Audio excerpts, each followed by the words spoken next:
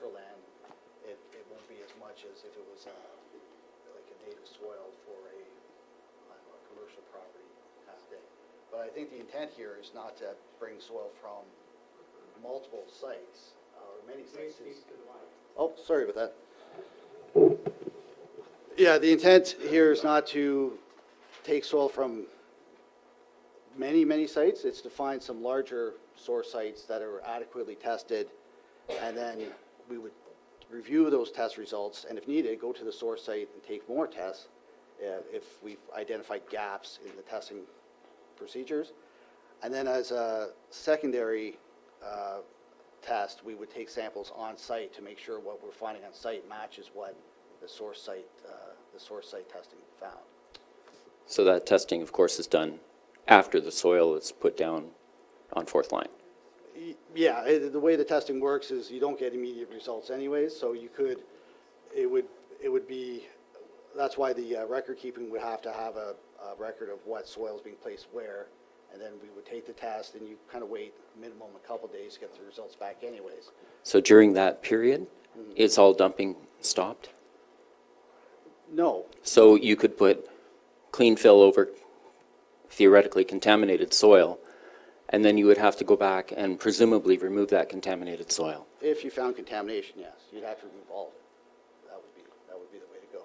And over what time period do you see bringing the fill in? How many days? I think it's 60 days, is that right? Yeah, 60 days.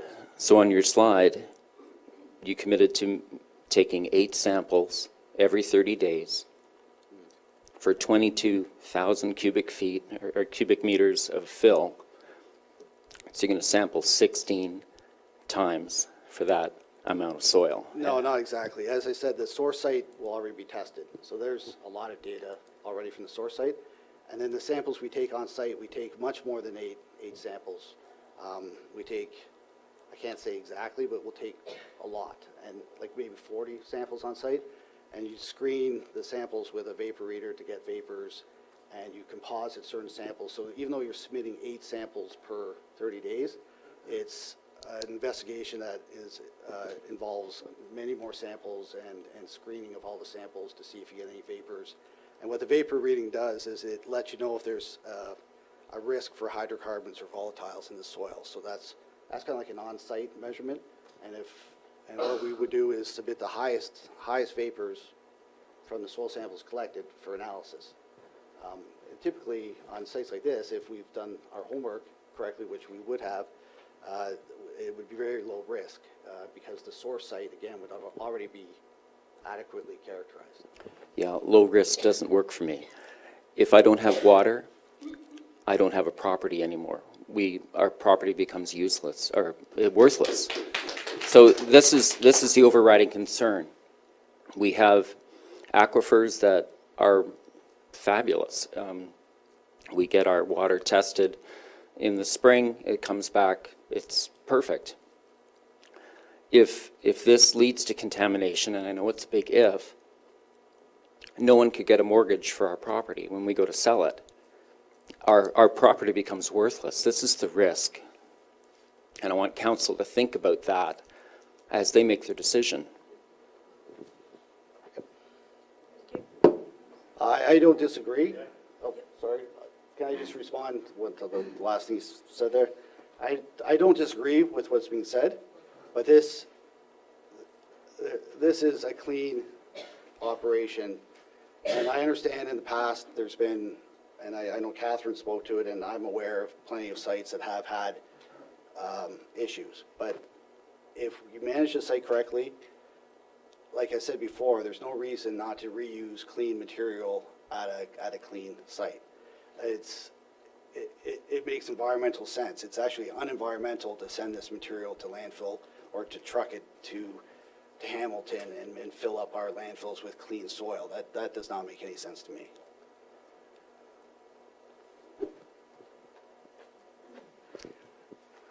Good morning.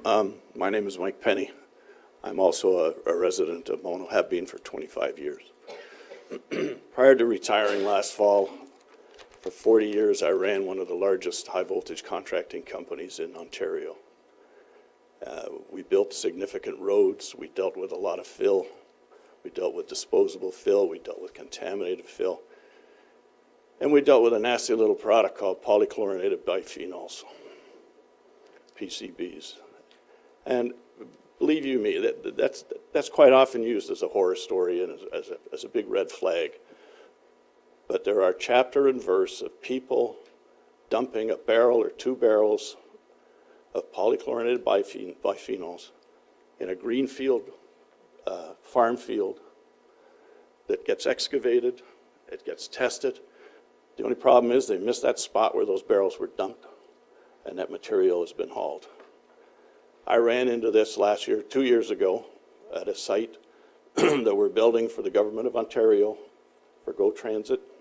It was deemed all clean area, it was all tested. We ran into a significant amount of contaminated fill. It cost $400,000 to dispose of it. The report that G2S has done, and I'm familiar with G2S, it's a very reputable firm, is significant, but it is so significant to itself, it speaks to the dangers of this product, of this project. When you have to do a report like this and get into the detail like this, there's something hidden there that you're going to run into. Nobody can give us 100% guarantee that accidentally a load of contaminated fill, be it organic material or chemical or heavy metals, isn't going to get mixed in with it. You cannot guarantee that. I'm here to speak to that. I think it's a shame that 25 years ago when we moved into mono, I had no idea that I'd have to be speaking to this. I think it's a shame that I have to come up here and speak to this. I've seen all the problems with relocating fill. I've lived with having to dispose of contaminated fill. I know all about it. That's the main issue here. So thank you very much, and good luck. Thank you.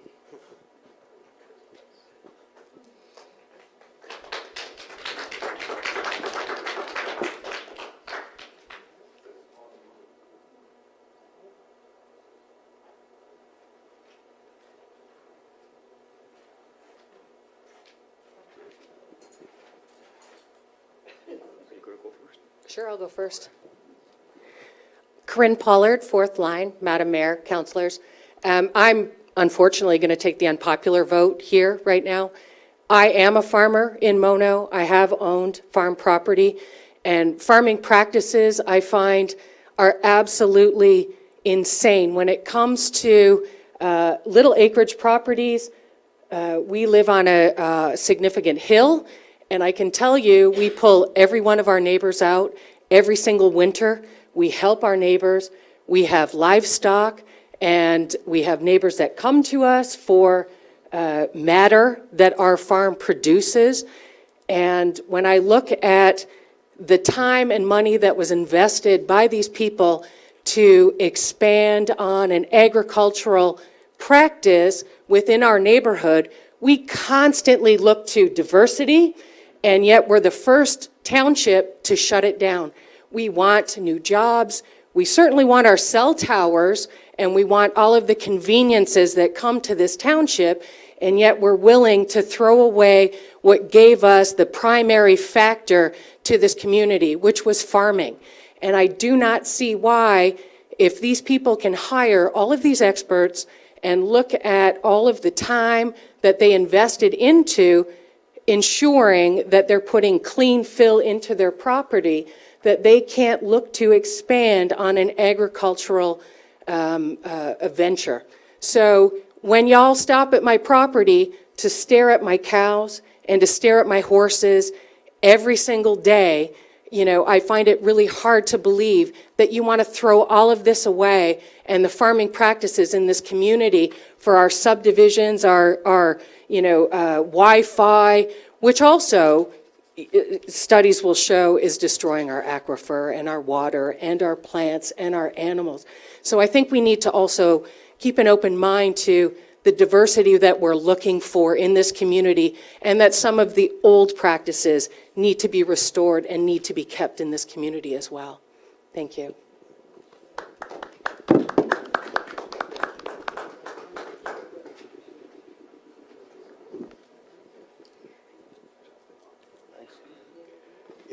I'm Rudy Bronsfeld. I'm a resident of Mono right here, too. I'd just like to ask the councilors a question. We seem to have a great deal of temptation, I could say, of townships trying to get rid of fill. Can the town of Mono not put some rules in place that we don't get people tempted to do these things? You see the applicant here who's using a racetrack as a means to find a way to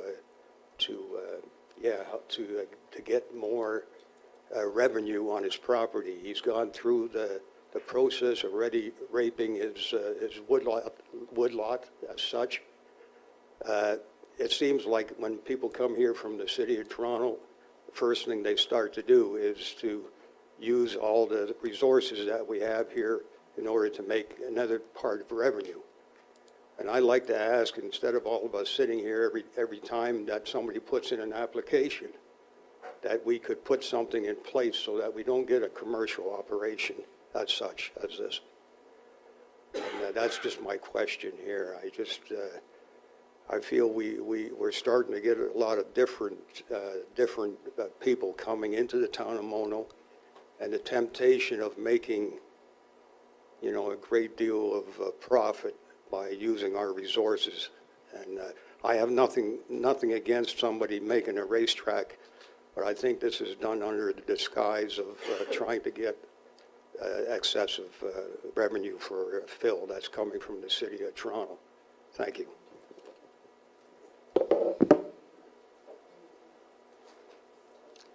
Anyone else?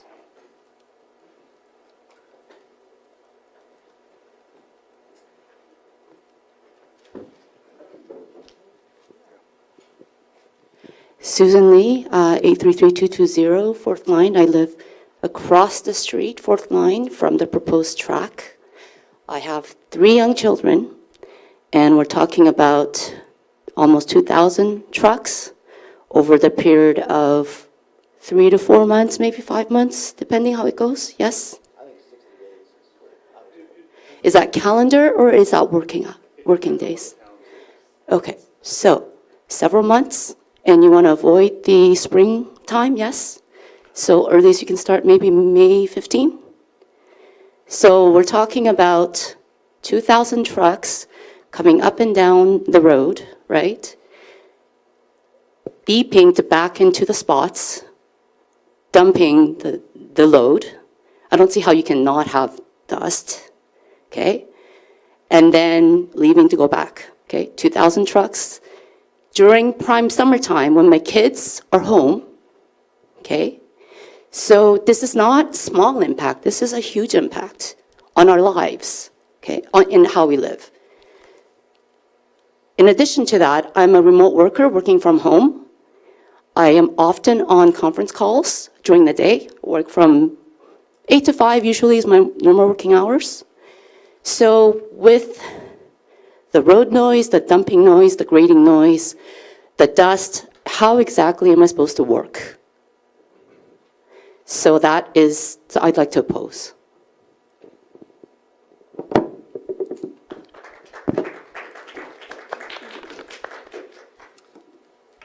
Any other comments from the gallery?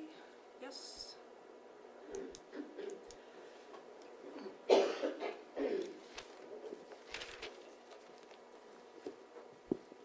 Bob Mitchell, 247-5035 Side Road, former councillor. And just a comment to council.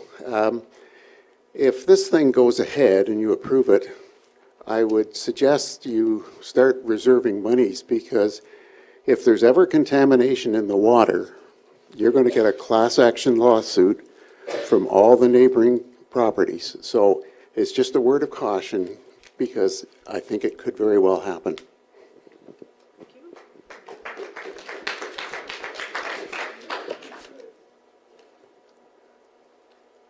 Any other comments?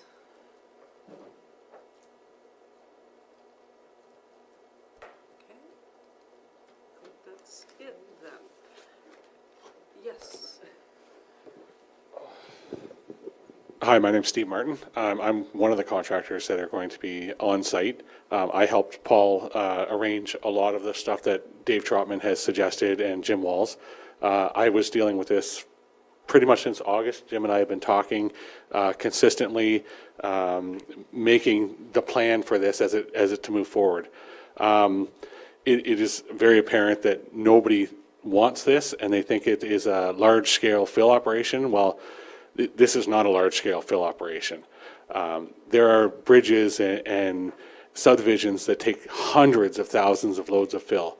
We're not asking for that. We are asking for the minimum that the surveyor provided, an unbiased surveyor provided for the area of the field that was given. He surveyed it. He gave all the slopes that were 4 grade and approved by the town. Everything has been done that we have been asked. We are not trying to offend everyone. I'm a farmer. I know, I live in the rural, I don't live in Mono, but I live in the country. I know what a wrong operation could do. This is, Paul is a farmer, he's a horse farmer. He wants to build a track on his property. Yes, everyone has said stuff can go wrong, but we have done everything that you have asked to mitigate those situations. We've been, every committee that we've talked to, everybody we've talked to, they've asked for information and we provided it. We're trying to get all of our checks and balances in place, and the town has not even said truck traffic. We've never talked about that, how many trucks per day, timing. We're trying to move forward. This is the minimum fill that we can do because of the size of the field. And you guys have a hard decision to make, but this is very much within Paul's right to do this. We are not breaking any rules, and we've done everything that you have asked us to do, or the town staff has asked us to do, to mitigate the danger of this thing happening.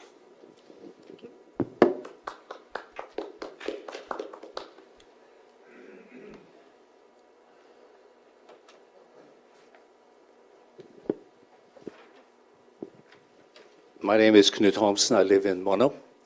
I have neighbors on both sides that have brought in fills, and both have been fined after the fact. And Sorry, both have been fined or fined? fined? Fined. They had, you fined them, I presume? Took some money off them? Do you understand? A little bit back. And the revenue from fill is significantly more, that in my experience, than what's been mentioned here. But anyway, the point I'm making is once the fill is in, it's there. I have it on both sides. So good luck.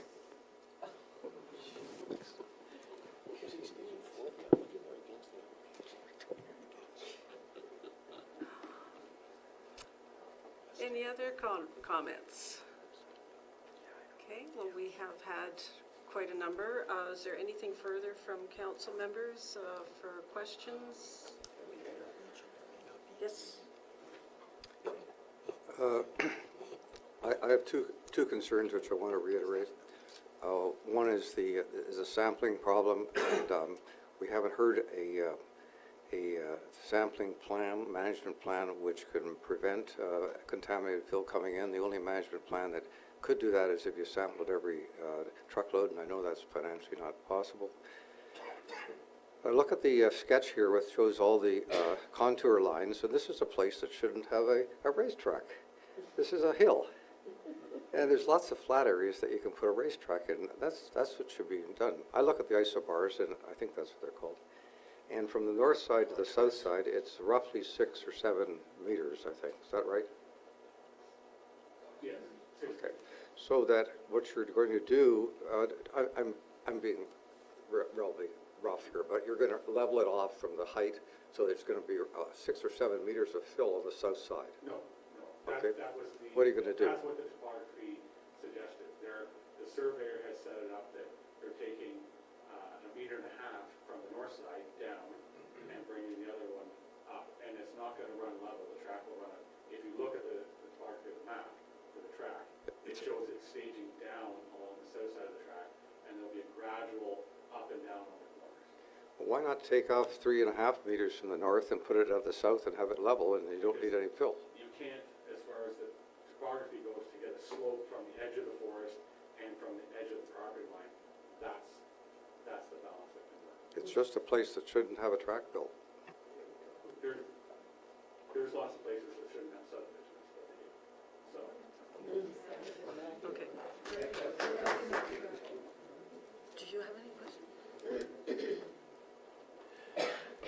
I think this highlights the absolute necessity for a brand-new fill bylaw for the town of Mono. And frankly, one shouldn't be able to get a permit as a matter of right, in my view, without demonstrating that a cut and fill isn't a viable alternative. So the sooner we get that fill bylaw, the better. We've been talking about it now for years. I will raise it at every single council meeting until it's in front of us. Fred, did you have any? No, I think I'm fine. Sure? You're good? Oh, okay. So at this time, then, what does council want to proceed with? I do have a prepared motion that I can read out, and you can decide if that suits or if you want to go in another direction. I thought you promised to break at 10:30. Yeah, we'll try and get this resolved first.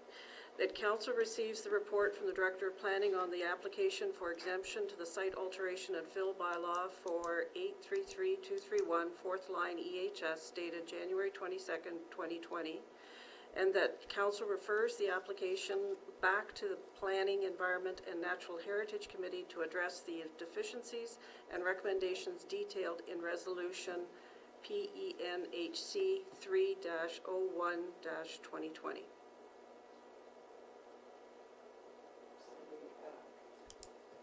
Can I ask a question on this? Yes. And maybe I misheard, but I thought one of my questions to Mr. Trotman and our engineering firm was, given these things that we've received in the last 2 days, have all of the issues identified by planning and environment been addressed? And I thought the answer I got was yes. So the intent of that motion that you just read is to send it back. Okay, I'm just confused. How can we send it back to get issues addressed that apparently have already been addressed? And as you say, this was a prepared motion Yes, that yes. was made available to us. It's a starting point. But we've heard a number of things again today. I've mostly seen written things, but today we heard from people. And I wonder if they could, what's been brought here, could go back to them as well. The feedback from the people who are here. So Kathy's report.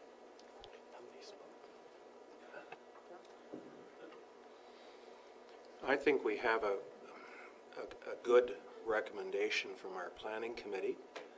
It makes the statement up front that we deny at the present time.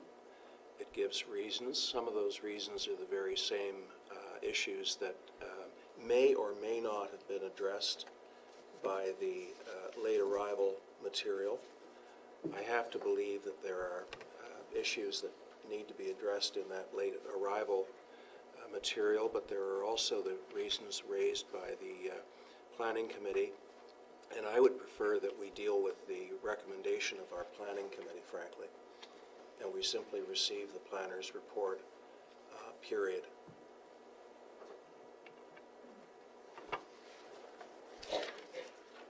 Okay.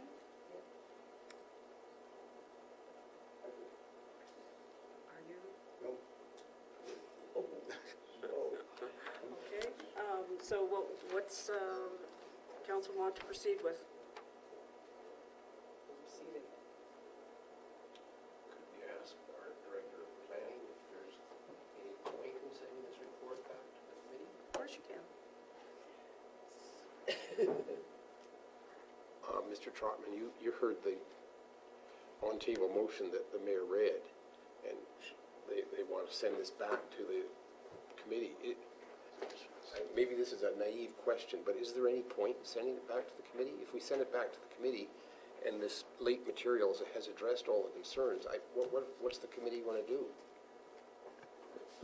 There's cases where that's happened. I mean, I guess substantively would be that there's more things that are being requested to be done, such as every load sampling. Whether that's feasible or not, I don't know. There could be further review on the natural heritage matters. If the sub-consultant that prepared the letter today were required to weigh in on that further. There's a lot of technical things that I think would come through an agreement if they got a variance for permit, like the conditions. Mr. Walls can speak that further if needed. Sorry, go ahead. Is there any possibility or is there any merit in having, I know we got an opinion from our engineer. I'm still feeling queasy about it, and I agree with Ralph. I mean, do we need harder evidence as to whether or not a no-fill option would work? And even if that involved getting a surveyor out there to have a look at that field. I mean, all we have now, with respect, is an opinion from our engineering firm and this statement from the consulting company that it's not feasible. I think a no-fill option would be another site. So that's not what, a no-fill option would be an alternate site. Mr. Ritchie, go find a flatter piece of land, and that did come up at the committee meeting. It's an obvious comment. Whether it's fair or not, I don't know. I mean, Mr. Martin spoke to the fact that it's an agricultural use. I mean, I just want to also say this. As I said at the beginning, this application was approached with an abundance of caution. But at the same time, he has a right to make a submission under the existing fill bylaw. And to the point, not to digress, but the fill bylaw is under review, and that will be brought back to committee fairly shortly. I would also add that fill bylaws seem to get a lot of amendments from various municipalities over the years. This is a bylaw that seems to always be in a state of change to many municipalities that have to deal with this particular matter.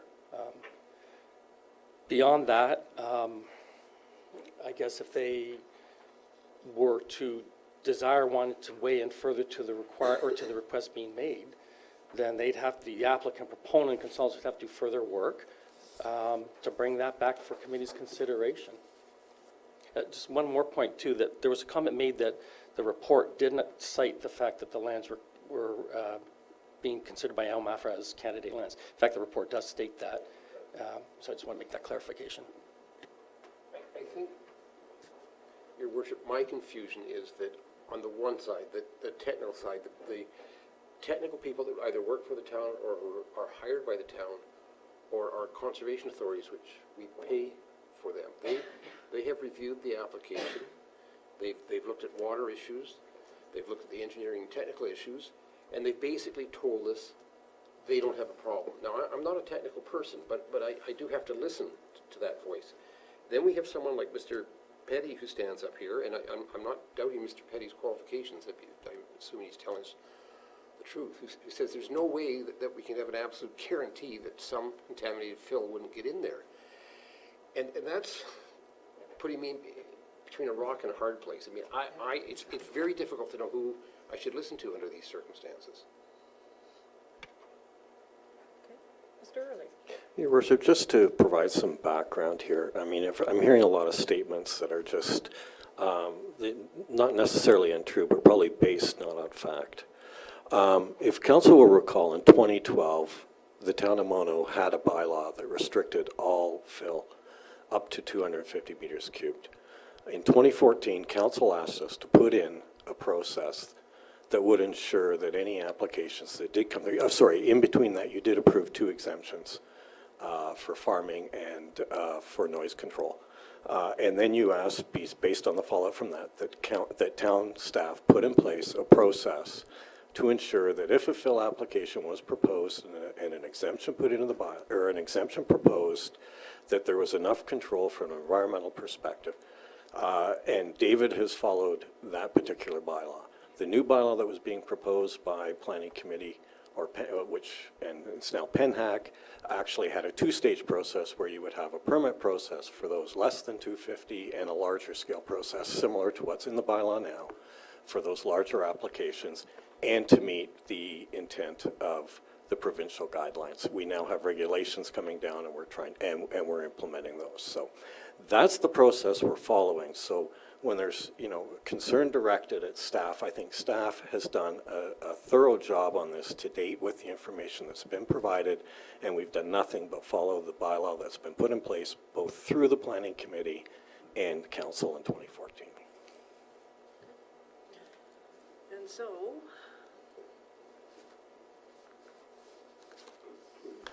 am I hearing anything? You don't have a mover or a seconder. I have nothing.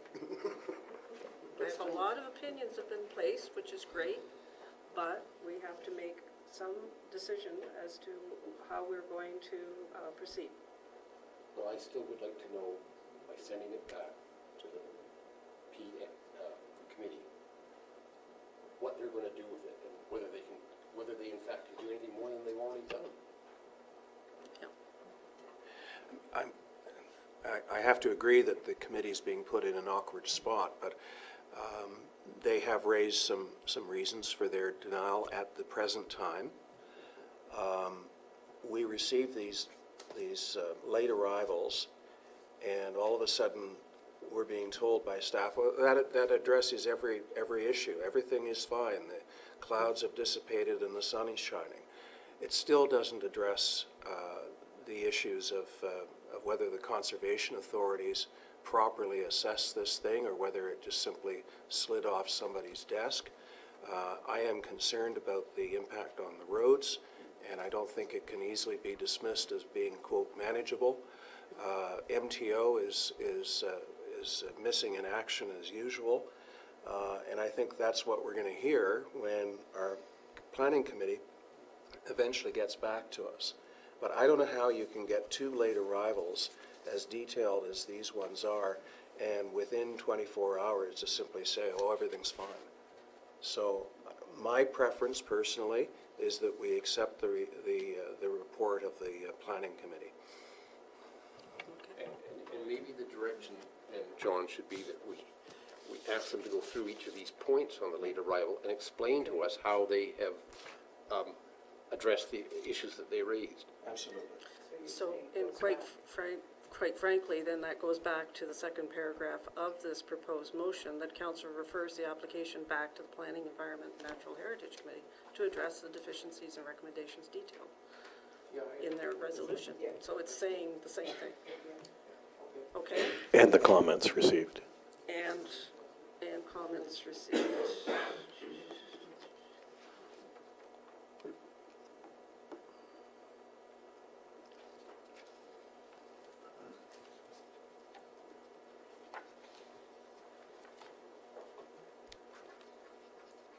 So I've added, and comments received January 28, 2020, detailed in the resolution 3-01, 2020. So could I have a mover, please? Moved by Martin, seconded by Magtalo. Any further discussion? All in favor? That carries. So now we can have a break, Councillor Nix.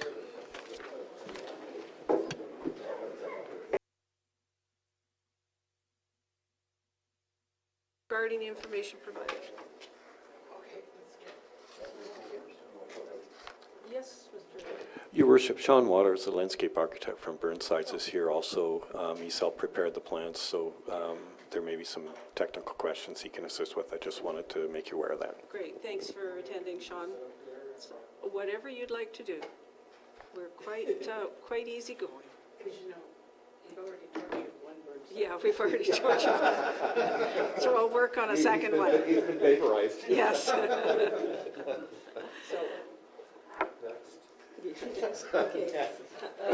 Councillor Nix. you can have it back. I'm just flipping through. Just let me get the right place. Without finding it, I have one concern. I'm talking to you, Kim, and to you. We came up with a plan. We're not engineers or landscape architects, but we had some considerations when we came up with this plan, and one of them was to try to minimize the impact on people on the first line and Blue Heron Drive. When we got these plans, and I understand the reasoning, you've moved the position of the tennis court. Yep. I want to, in an unprofessional way, object to that, and I'll tell you why.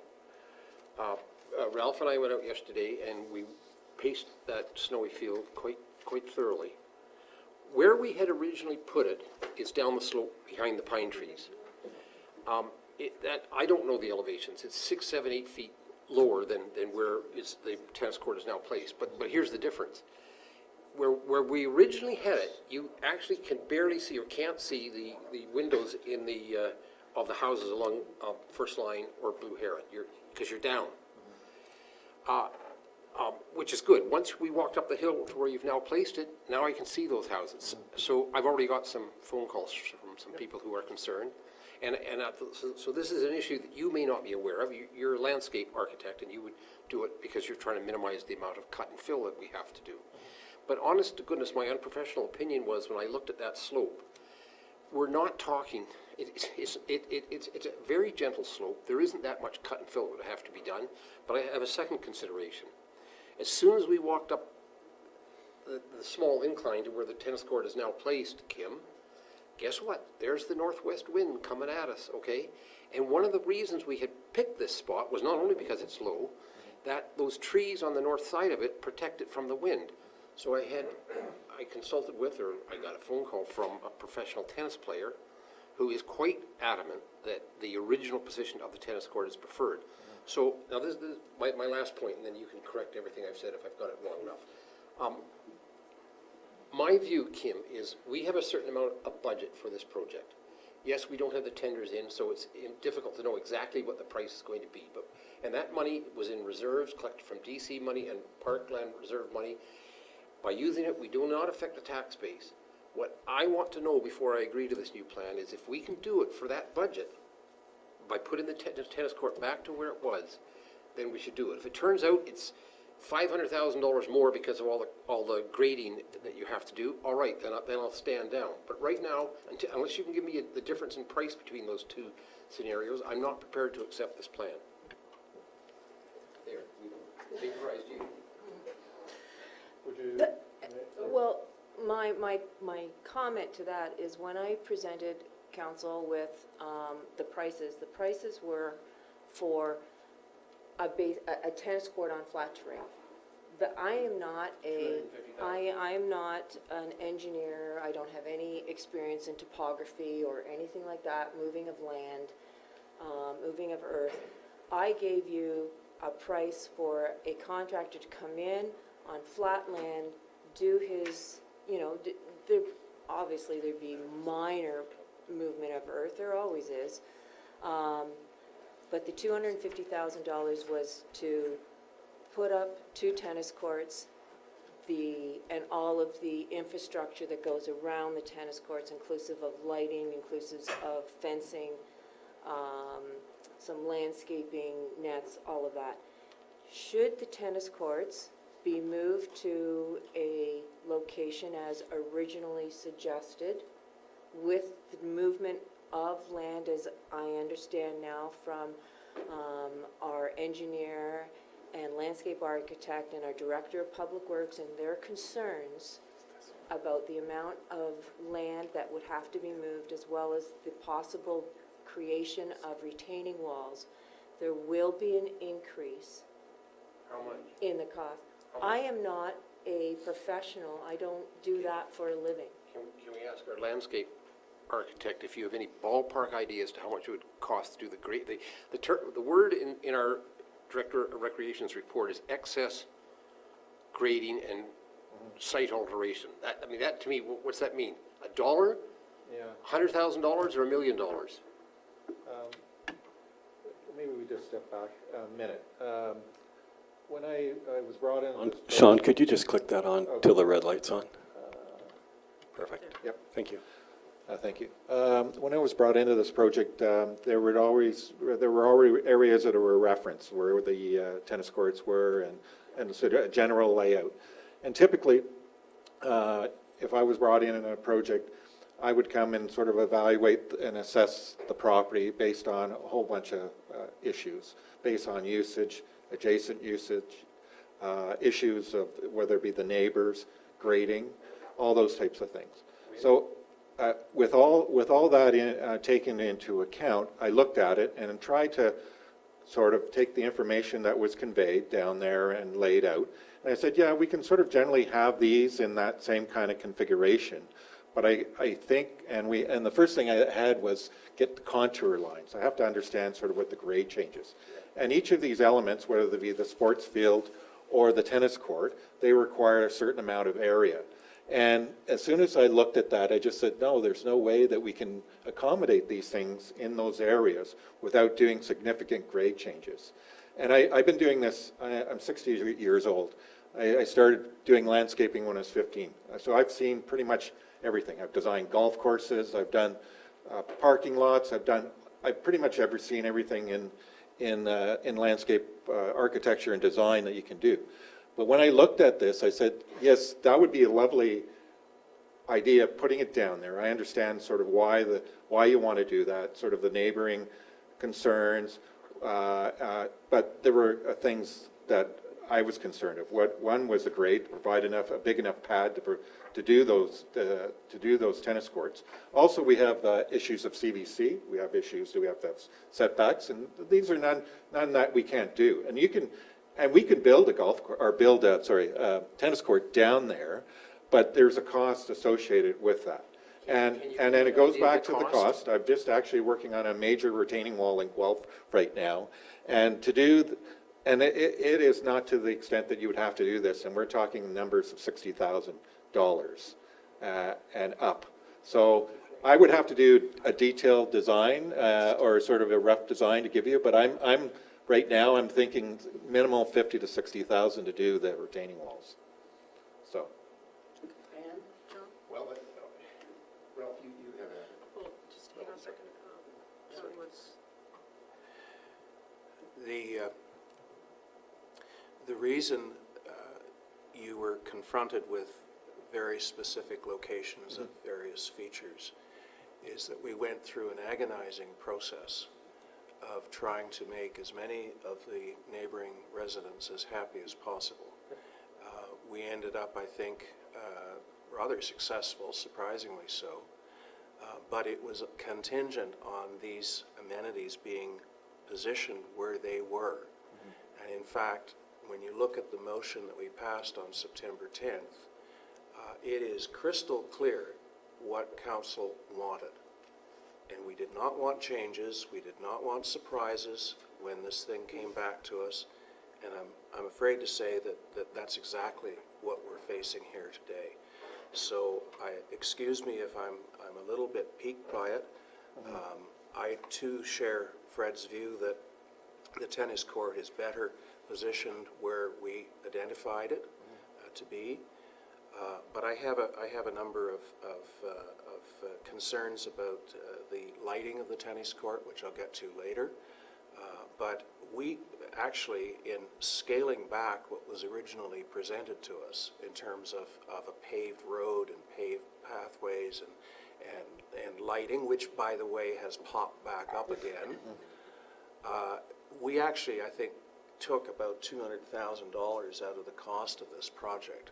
So if we have to put a little bit back in to stay true to our commitment to the residents, I think it's worth it.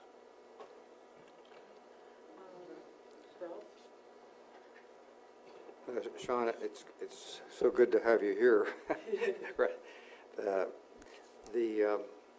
When you talk to people who play tennis, and I don't, there are two things which come up as being important to how successful the tennis court location is for them to play. One of them is wind, and the other is sun. And I think the original place we had was really very good in terms of wind protection. When Fred and I went down there, we tried to pace it out and figure out where it was, and recognize that there is a significant amount of dirt that probably has to be moved from the eastern part to the western part. And turn the volume up. I didn't know there was a volume on it. How am I doing? Yeah, it's good. Is that good? Yep. Okay. Do you want me to repeat it all? No. Okay, so that I'm with Fred on that. I think that it had a really good location in terms of wind, and it also had this benefit by being in a lowered position. It was not only going to be better for the residents in that, but it was also going to be better for the wind because it was down another 3 or 4 feet. The other issue that comes up is this direction of the sun, and I think that you should look at tilting it a little bit more, Kim. I've done a little bit of research on this, and the website that I have, which comes from the States, suggests that it should be not necessarily north-south, but it can be 22 degrees off it or so, because we get, at the middle of June, the sun is setting quite high. So you might consider that as also a benefit. I have other comments to make about it, but just in terms of location, I really support the idea that it was better in the north section, and would like to know how much it costs to put it there. Thank you. Thank you. You can build anything you want. It's when the thing is, when you do these things, there's always a cost implication of doing these things. We could locate that in there, but my suggestion is you'd have to take in what the cost of it. I think you're going to be surprised how expensive it'll be to do that, to relocate that in that location. I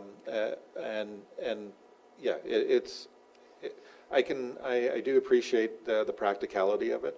I understand the political part of it. I was a councillor and a county councillor in Centre Wellington for over 20 years. So I understand sort of the political implications and dealing with neighbors, and we all want to work with our neighbors that way. The location, what I'm suggesting here, and sort of just the setup and how the trails, in some ways they mimic all that. It's just sort of more of a practical, and then you're trying to build a park.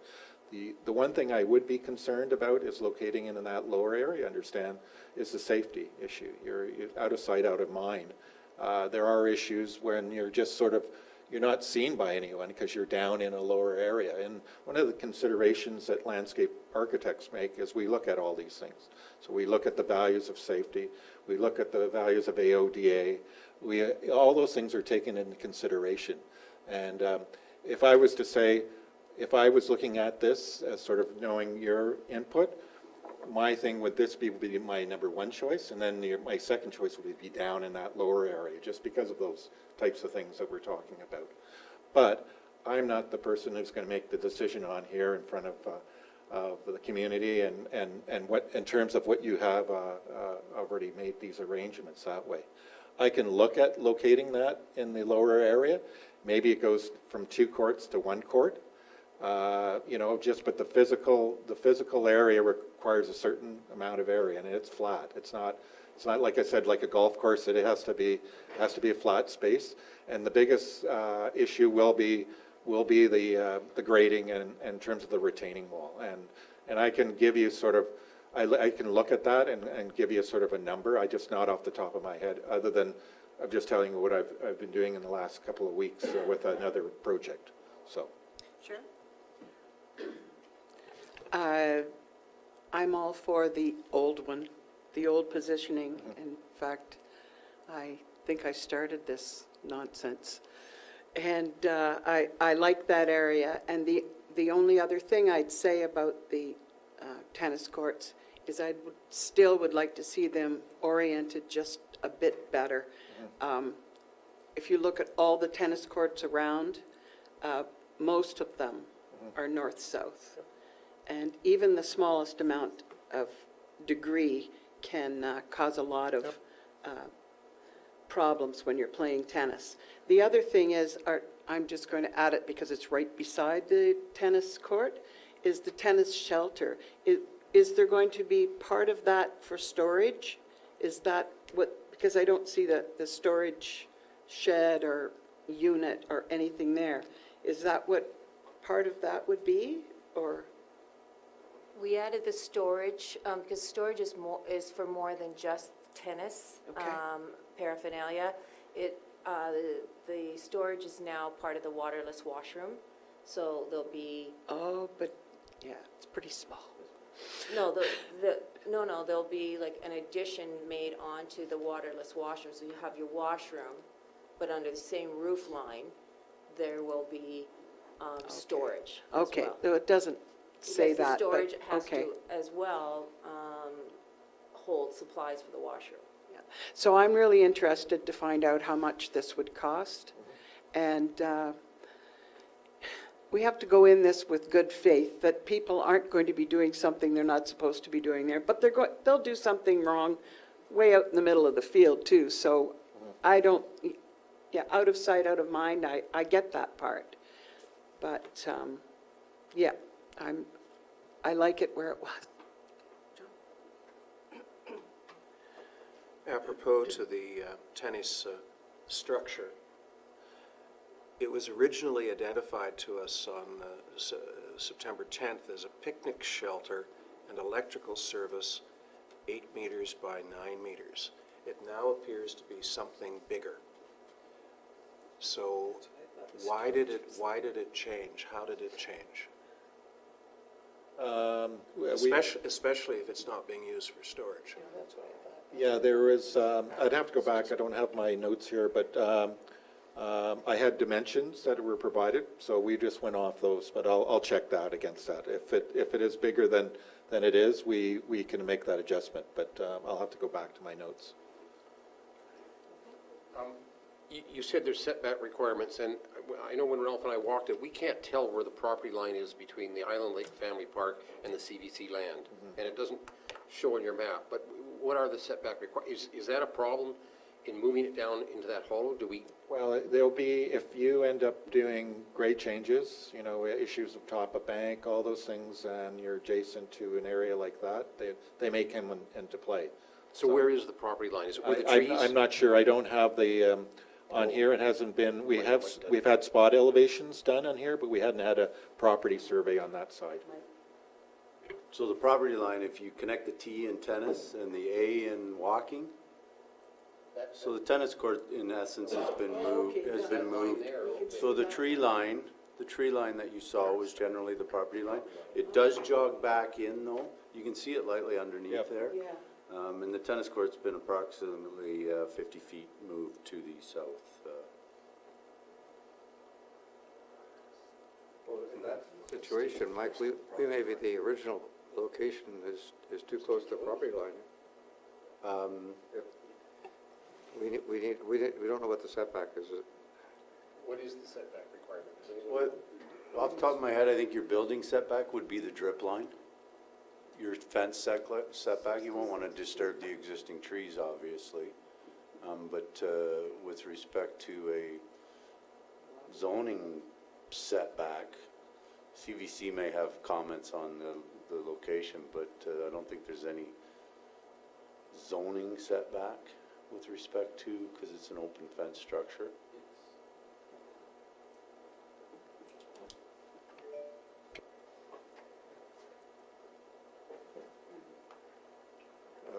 I'd just like to comment, Kim, on the tennis shelter. This would be a shelter that would be used by the players and people who are waiting for a game or people just socializing and watching the game. And I believe it would be better if it was placed on the west side so people wouldn't be facing into the sun. And would suggest that it also be included within the fencing, so you're not outside the tennis court. Do I make myself understood? Yeah. Yes, and we have discussed that, and exactly what you're suggesting is, well, you've said to put it on the west side, I think, so right now it's on the, what we'd call that, the east side? Yeah, northeast, yeah. Northeast side. I'm sure, if you put it on the west side, my only thought there is what we had thought, and Sean, correct me if I'm wrong, is there was going to be the ability, the way it's set up, that either just park users could use it or people playing tennis as well would be able to use it. And we were thinking like of a portable wall or something, Sean, is that correct? Yeah, just to be able to open up the gate, so when there's activity on the tennis court, literally it open and you're part of the whole complex that way. So It's not meant to have that separate. So, and then if you wanted to utilize that facility for other park uses, and say the tennis court's not being at, that can be closed, and it becomes, so just its physical location makes easier use for the other park users, but it can be located literally anywhere. It just means that the infrastructure to get there, if it's on the west side, you need more sidewalk, that type of thing. So it's just looking at efficiencies as well. It also meets your AODA requirements for accessibility access. People watching the game are not going to want to sit there and look into the sun watching the game. And if we go along with my suggestion that we tilt it a little bit more so that it's more north-south, it even gets worse. We'd also asked him for, remember when we discussed picnic shelters, we had an idea of having a large picnic shelter, and then we looked at having two smaller ones, I think with each one with 3 or 4 tables. And I only see one smaller picnic shelter down at the bottom there, and wondering why we don't have a second one. Or were you thinking that was the tennis court? Right, so the 2 picnic shelters, as both Deputy Mayor Creelman have referred to and now yourself, the one is the one by the tennis court, and the second one is the one down between the playing field and the playground. Both are meant to be the same size as to be able to accommodate 4 picnic tables. I know on the drawing it looks as if the one at the tennis court is larger, but the thought process, or the thought is that those are 2, as instructed by council, to be shelters / gazebos that will house 4 picnic tables. Okay, that's, I think that the one of those, I don't think that we should have a combination unit there that's both for the tennis courts and as a picnic shelter. I think a picnic shelter should be separate, and we should also have a place where people can sit while they're watching a tennis. And so my thought is that we should have the tennis sitting area on the west side. And I recognize what Mark's saying, that maybe makes it more difficult with accessibility, but that area is going to be leveled for the tennis court. And we should have a second small one that contains 3 or 4 picnic tables somewhere else, maybe to the north of the whole development. So, just so I'm clear, a couple things that you've mentioned there is I know it has been brought forward to me by tennis people that they do enjoy having, like bringing a lunch or having, when they have a group play, is they can also have a picnic, so without the ability to have, without there being picnic tables there with a shelter over it, or are you suggesting on the west side that we put a 4 picnic table shelter as what we have located in the park close to the playground and the playing field, and then over and above that, put a 3rd one? I just want to make sure I'm clear. Yes, thank you. What I've seen at other courts is not a 4 picnic table type square shelter. It's something linear along the side of the tennis court, so it might be half the depth that you have and wider. It could have just had benches on it, it could have picnic tables. I'm not sure what's best there, but it's going to be used for people to sit while they're waiting for the game, or they're watching the game, or they're munching on a sandwich or something like that. So it should be more linear and not square. So I'm talking about 3 things. One thing that's a part of the tennis court, and 2 small picnic shelters. Like we've got one small one in the lower portion there, and one in the upper. And Sean, while we're looking at the lower one, is that, I don't know how far away that is. It's about 1 picnic shelter away from the playing field, and I'm thinking it's going to get a soccer ball in the table. Should it be a little further away? Which one are you? Yeah, the one that's at the south end there. Yes, that's one, yes. Well, it's out of the sort of the, I'll say the goal area, but it gives you sort of it was sort of accommodate both uses. So obviously, there's the existing play structure, so if parents or people want to watch their kids and be in the shelter, they can still watch that. Or if they have kids playing on the field, they can sit and watch it. It's kind of a nice vantage point. It's sort of in the corner, and basically the balls are being directed towards, in theory, the net. So I don't really see it being an issue that way. Okay. And again, it's sort of this accessibility, sort of the spine, I'll call it the spine, the walking spine. It's just off of that, so it just makes it for easier access that way as well. So I actually kind of like that location, but I'm the landscape architect, so. But I think it does sort of perform that use that you're looking for in terms of, and providing an area that is sheltered. There is, as you walk along the spine, okay, if you walk along the, I'm not sure how this thing works. The red dot one. The red dot, sorry? The button with the red. Yep.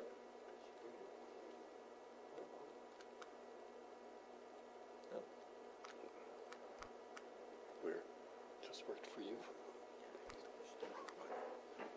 Anyway, so I'll just go up there.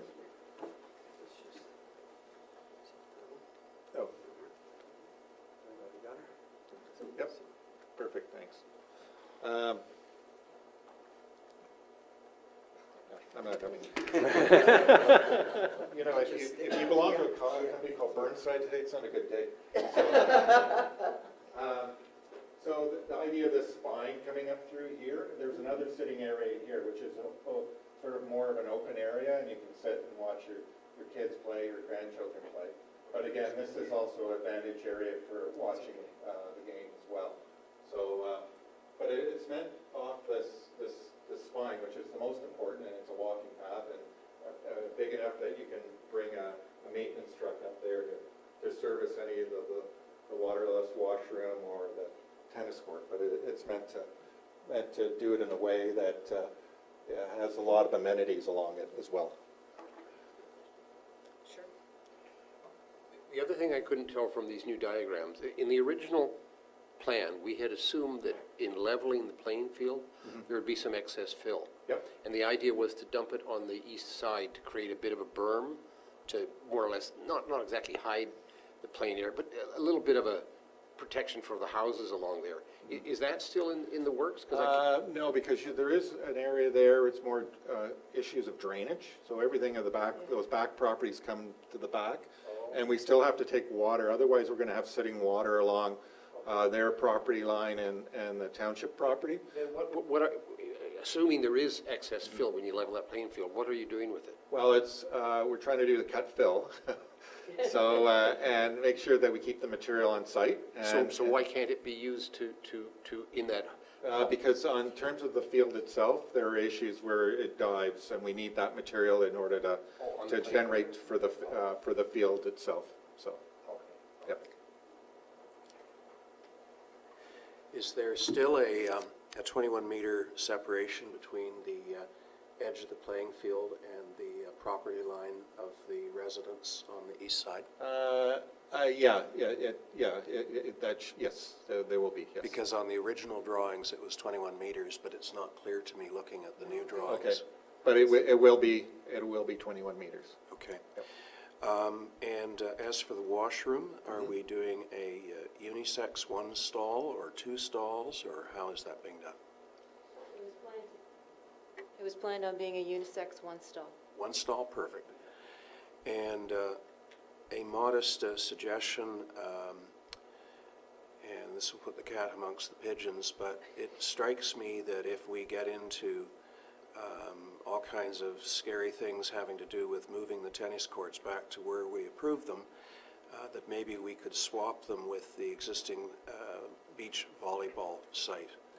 And that would presumably be much easier to reconstruct a beach volleyball area where you propose to put the, or where we proposed originally to put the tennis courts, and do the tennis courts up on top of the beach volleyball area.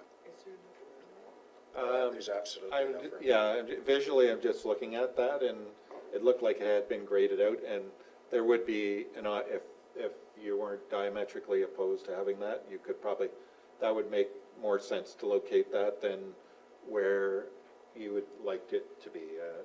You just have the area there, more so than you do the other one. There's lots of, like I said, there's lots of problems with, it'd be beautiful down there, but there's a cost, obviously, to go down in there. So, but you could do the swap out, have the physical area, and then do and that would require moving, obviously, depending on what your attachment is to the beach volleyball area. Well, I throw that out as an option. It's not my preferred option. My preferred option is even with a cost that we go back to the original tennis location. If I could change subject slightly, having to do with the lighting on the tennis courts. Originally, the only statement made in the plan was that the standards would be 5.4 meters high, and there would be a maximum of 16 lights. Now we seem to have 12 light standards. No mention made as to how many lights. And my concern is that, given the fact I wasn't in favor of lighting at least initially, that we're lighting to a minimum and not a maximum in terms of, tennis requirements and so forth. And obviously, the lighting, it's more than sky friendly. It's also got to be lighting that doesn't trespass. And that's one of the benefits of the old site, is that it's sufficiently low that the spillage is not going to be affecting people as much as if the tennis court was on a higher elevation. Yeah, depending on actually, you might be surprised that the light, those lights may have come just above the grade, and you notice the lights where the tennis courts would be, and then you wouldn't necessarily see the tennis court, but you might see it from the residence. You'll just see this sort of aura of light there, just because everything's at a lower grade. But there are systems now, and we haven't looked at the lighting system as it relates to the tennis courts. There are obviously night sky friendly. There are systems that are more direct in terms of that. We'd have to take a better look at that in terms of what the offerings would be. And obviously, we want to provide something that would be able to accommodate the neighbors, that they're not sort of impacted by that. That is actually outside of my realm of expertise, but we would definitely provide you options there. So.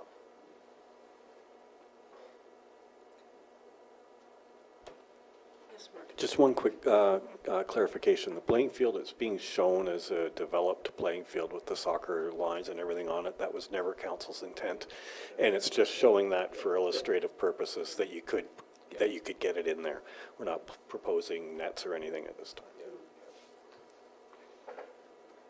Did you want me to speak also about I know that there were also talked about the lighting as it relates to I'll call it bollard lighting or path lighting as well? Yep. There is indication of lighting along that path.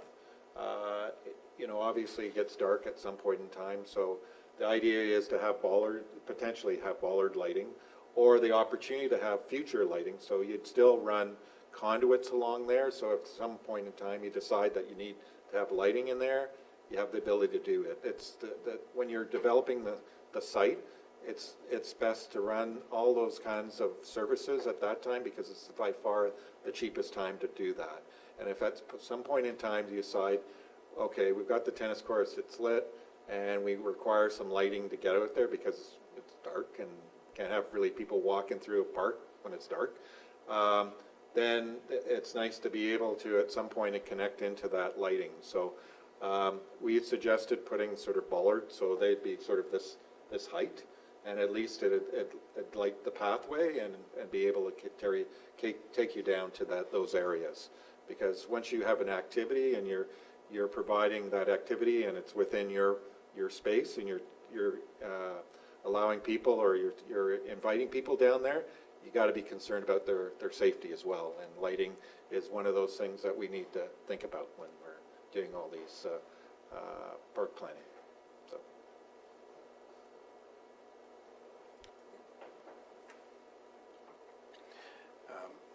I specifically moved the motion and Sharon seconded to take lighting out.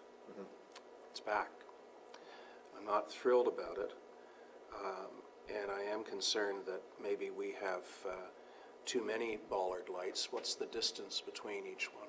Yeah, in terms of the bollard, there's typically a different space. It can be, depending on the nature of the light, standard, can be 30 meters. Beyond that, you can get greater distances, but that means also that the height typically has to go up. But what we were suggesting on here is you can run the lines to it, you can run the conduits. You don't have to put the lights in at this stage. What we're suggesting is to be proactive, and the whole design on here is the idea of being proactive in the sense that at some point in time you decide that you want to bring the park up to a different level. All the opportunities are there. We're not recreating, we're not doing things over again. We're just setting up the table. And as the park develops and becomes, and I have no doubt this will be a very successful park, but as it becomes successful, you don't want to reinvent the wheel and start ripping things out and doing things. What you want to do is follow a plan that makes sense, that it has the ability for the park to grow and mature as the community becomes more accepting of it. And people change within the neighborhood, but your demographic, you're a growing neighborhood, you're going to need these types of spaces.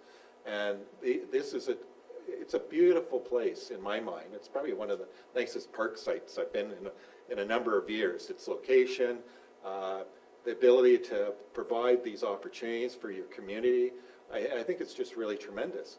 So what I provided here is sort of a visioning of what this could be. We don't have to say we're going to have a vote and we have to build this right now. What I'm suggesting are these are the locations for these types of activities, and in time you can build towards those things if you'd like to do. If we want to change, it's nice things, you can swap things out and in. If it makes more sense, I will take an honest look at that lower area. If it makes sense to be there, I'll say, you guys were right. You guys, I think you had a good vision. We'll make that work, but this is what the cost implications. If it makes sense to switch it over to the beach ball thing, then I'll suggest, oh yeah, I think that is a really a good alternative, and it complies with what you have agreed to with your neighbors and your comfort level in terms of that. The lighting, what I had suggested in terms of the lighting is you need to have that sort of illuminated at some point in time. When you do that, that's totally up to you. If you want to put those lights in now, you can do that.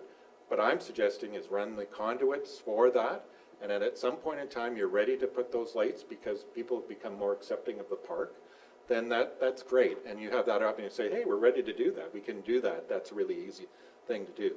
But all the design work is based on your hard work in terms of your staff and framework. I'm providing all that thing. But I'm looking at it from a professional perspective in terms of how we do the layout on these things to make sure that they fit, and you don't come back and say, why did we get this guy? He didn't know what the hell he was doing. My original motion did in fact call for conduit wiring, at least to the tennis court, insofar as making that a future option.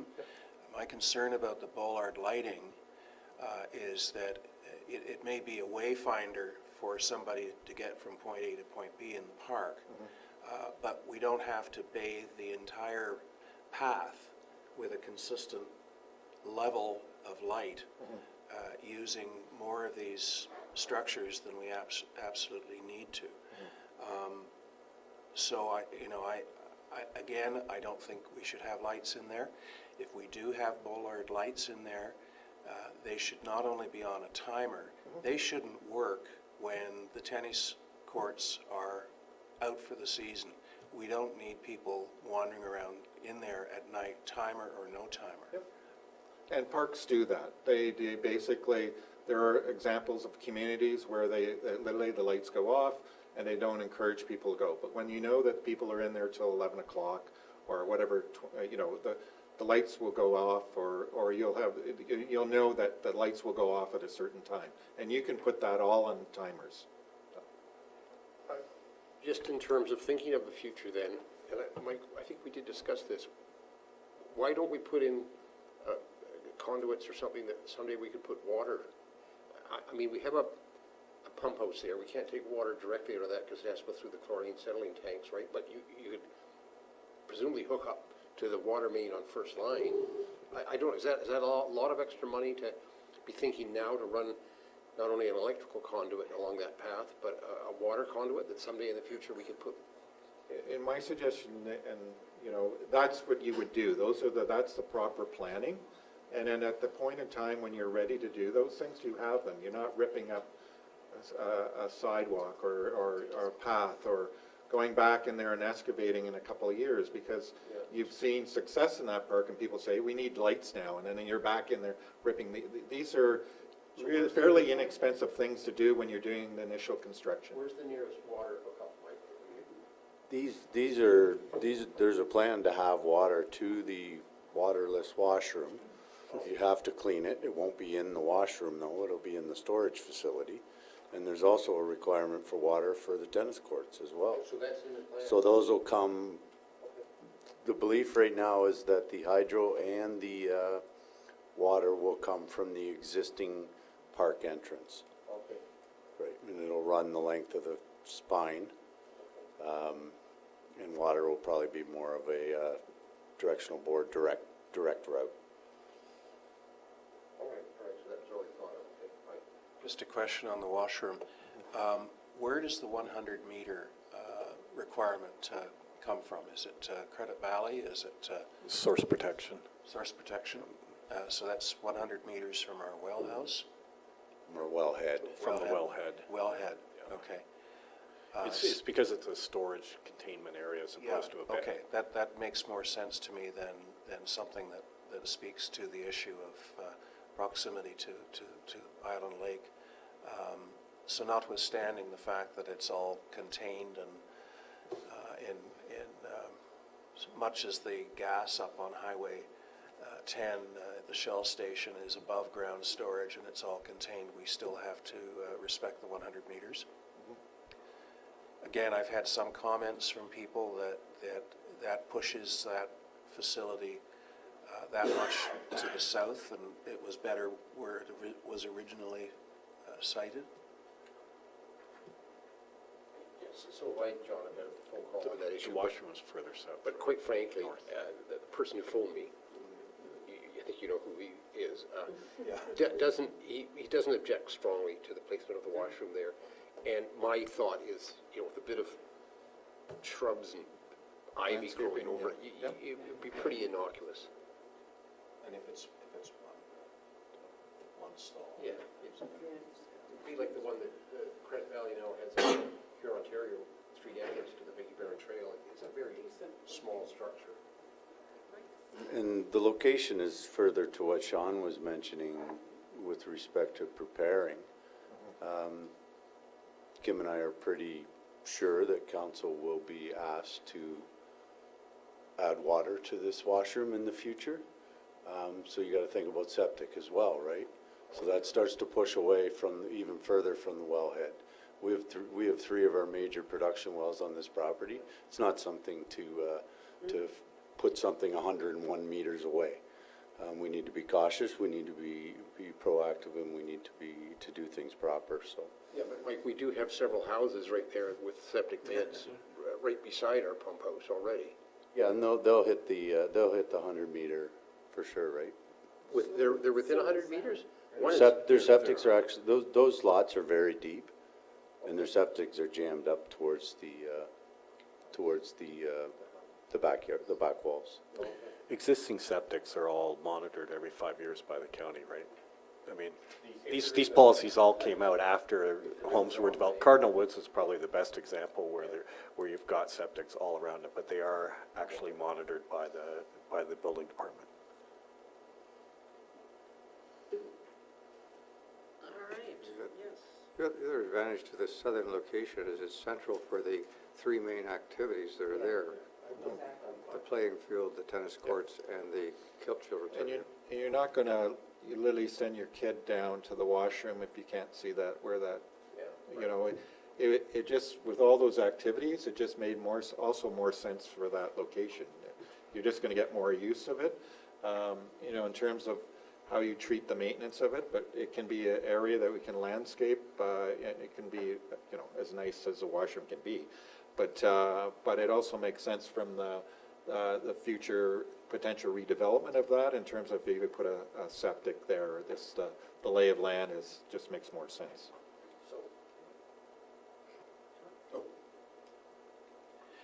The anticipated construction phase, will that prevent the use of the existing parkette? Can the construction be done around that? Will the kids still have access to the playground? Oh, yeah. Is that just going to close everything off?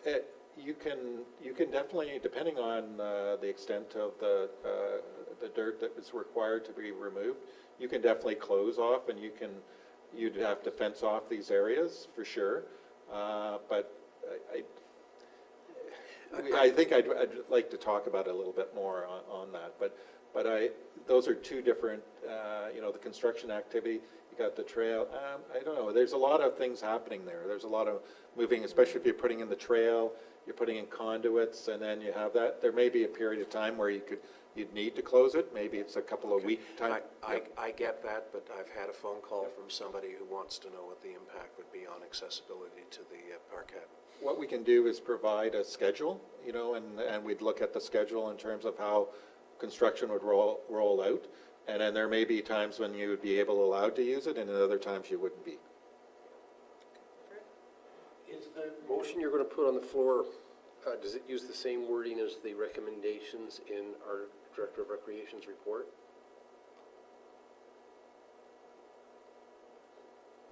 Because if it does, can I make maybe it's a friendly amendment to that motion that we accept the approved draft site plans with one condition, that our landscape architect look at the cost of moving the tennis courts back to a more north-south alignment at a lower elevation nearer the trees.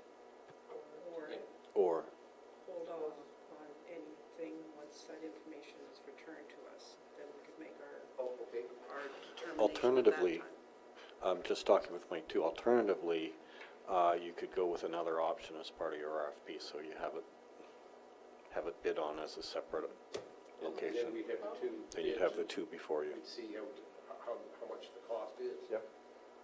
We can do that.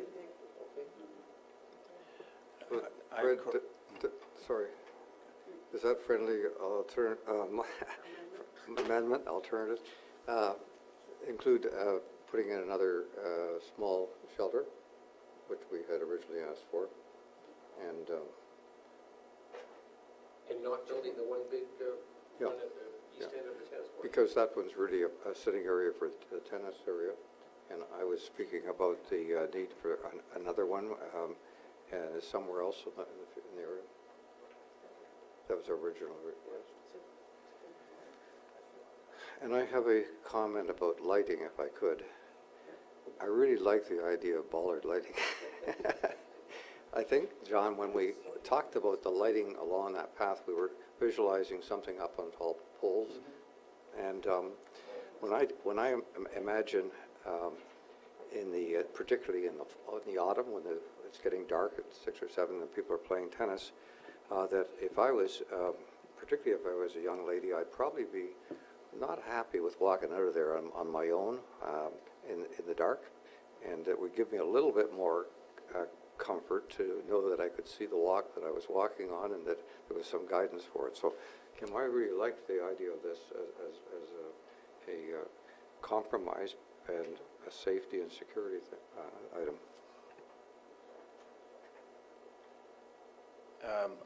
I'm still miffed that these found their way back in, and that we weren't given a Houston, we have a problem message a number of weeks or months ago.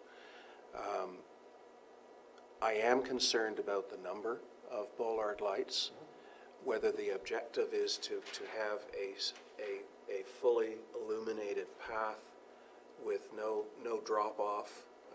I think you can do a beautiful job with maybe half as many bollard lights, and you see the next one ahead of you. You have a diminution of light, but it doesn't go away entirely. It does not need to be lit up like a Christmas tree. Well, the nice thing about doing that, if you end up saying putting less in, you can always put in more after the fact. If you've got Because if you need to, you need to, like, if you, say say you're now at sort of, I don't know, 40 meters or whatever, and then there you think okay, it's a little bit dark in there, you can sort of add to it because the line goes along there, you can always add another one. But we could look at really sort of what the minimal will be. I know a lot of the light, they provide sort of standards, but it's usually, they provide a standard that provides They're more trying to lighting. sell units. But we could sort of definitely reduce that, but at least it gives you the inference of where the path is, and it definitely has some light. And they're done in a really nice aesthetic way. It just makes it a better environment and a safer environment, so.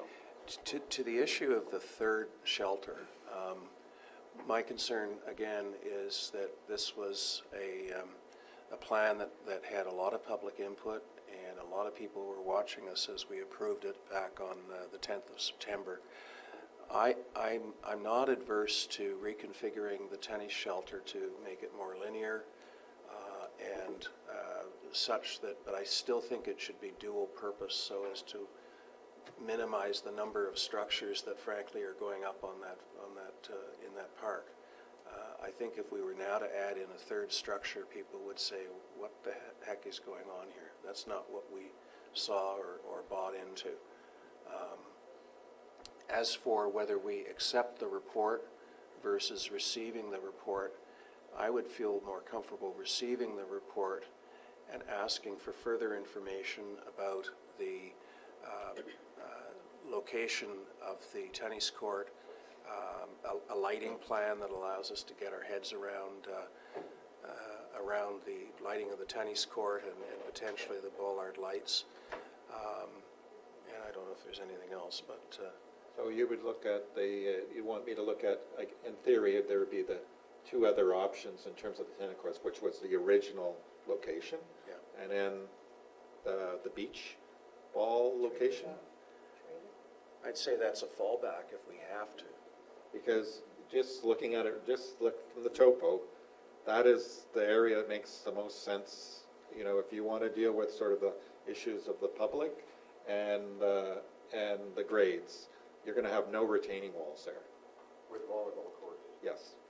You're obviously not going to have a volleyball court, which means that you may require to obviously move that depending on what your thoughts are. But I can tell you that you're dealing with a more flatter site. I know, but you are putting it quite close to that furthest northern house on the first line. If you, they're going to be looking out their back window at people playing tennis. I prefer the original site Okay. myself. So I only threw the volleyball court out if the choice was between the proposed site versus the original site. I mean, that's the only reason I did it. But, I personally would favor spending a little bit of money to do what we originally intended to do. But I think we need to know that number before we give this a sign-off. So, Your Worship, do we do that by just receiving the report and asking for more information, or can we accept the report and then ask for two tenders for two different plans, and then we have the actual numbers in front of us? Well, I think you've got 2 or 3 or 4 or 5 different options floating about right now. You might as well just wait the 2 weeks, bring it back to the next council meeting with the revised plans. Okay, so, Councillor Martin? yes. Sharon, yes? Okay, so what I've got is moving the tennis court back to the original place, an orientation that perhaps is more north-south. The 2 picnic shelters, we're leaving it at 2 picnic shelters. Well, that's just my view. Yeah, 2 separate from the tennis court one, or build on to the tennis court one, so there's something at the back of that, or So there's you no can have sitting- both things at the same there's no thing with the sitting same area- roof. There's no sitting area part of the tennis courts. It's kind of an orphan. You really need to Yeah. have that. And a linear sitting area really works very well for tennis. Whether you So- have another small court or not, it's not a big issue for me, but I think you need to build it properly for the tennis court. That, yes, I agree with the tennis courts. I'm just saying if we wanted that other area for picnic tables, perhaps it could be part of the same structure. I think you did mention about opening a gate that took people in. So maybe When there's you're something. open it, you're gonna, when the gate is open on the one side, you feel like you're part of the tennis courts. Okay, it's just hard to envision, sorry, I'm having trouble with that. And the storage is at the washroom. Okay, so I think I've got everything that I was looking for, and the beach volleyball, trading those two, I'm not too sure about that. First of all, you have these people up here, who would suddenly be would be lit at the tennis courts. And, yeah, that's imposing something that we've been trying not to do. It would certainly be a last resort if we insist on not having it where it is now. So I think I got everything answered. So first of all, we've got Mark. Sorry, I was just going to say, and there was also the optional, or the lighting plan for the bollards, and whether, and that is optional because we're going to put the conduit anyways. And how the lighting comes up is, I think that'll be council's call.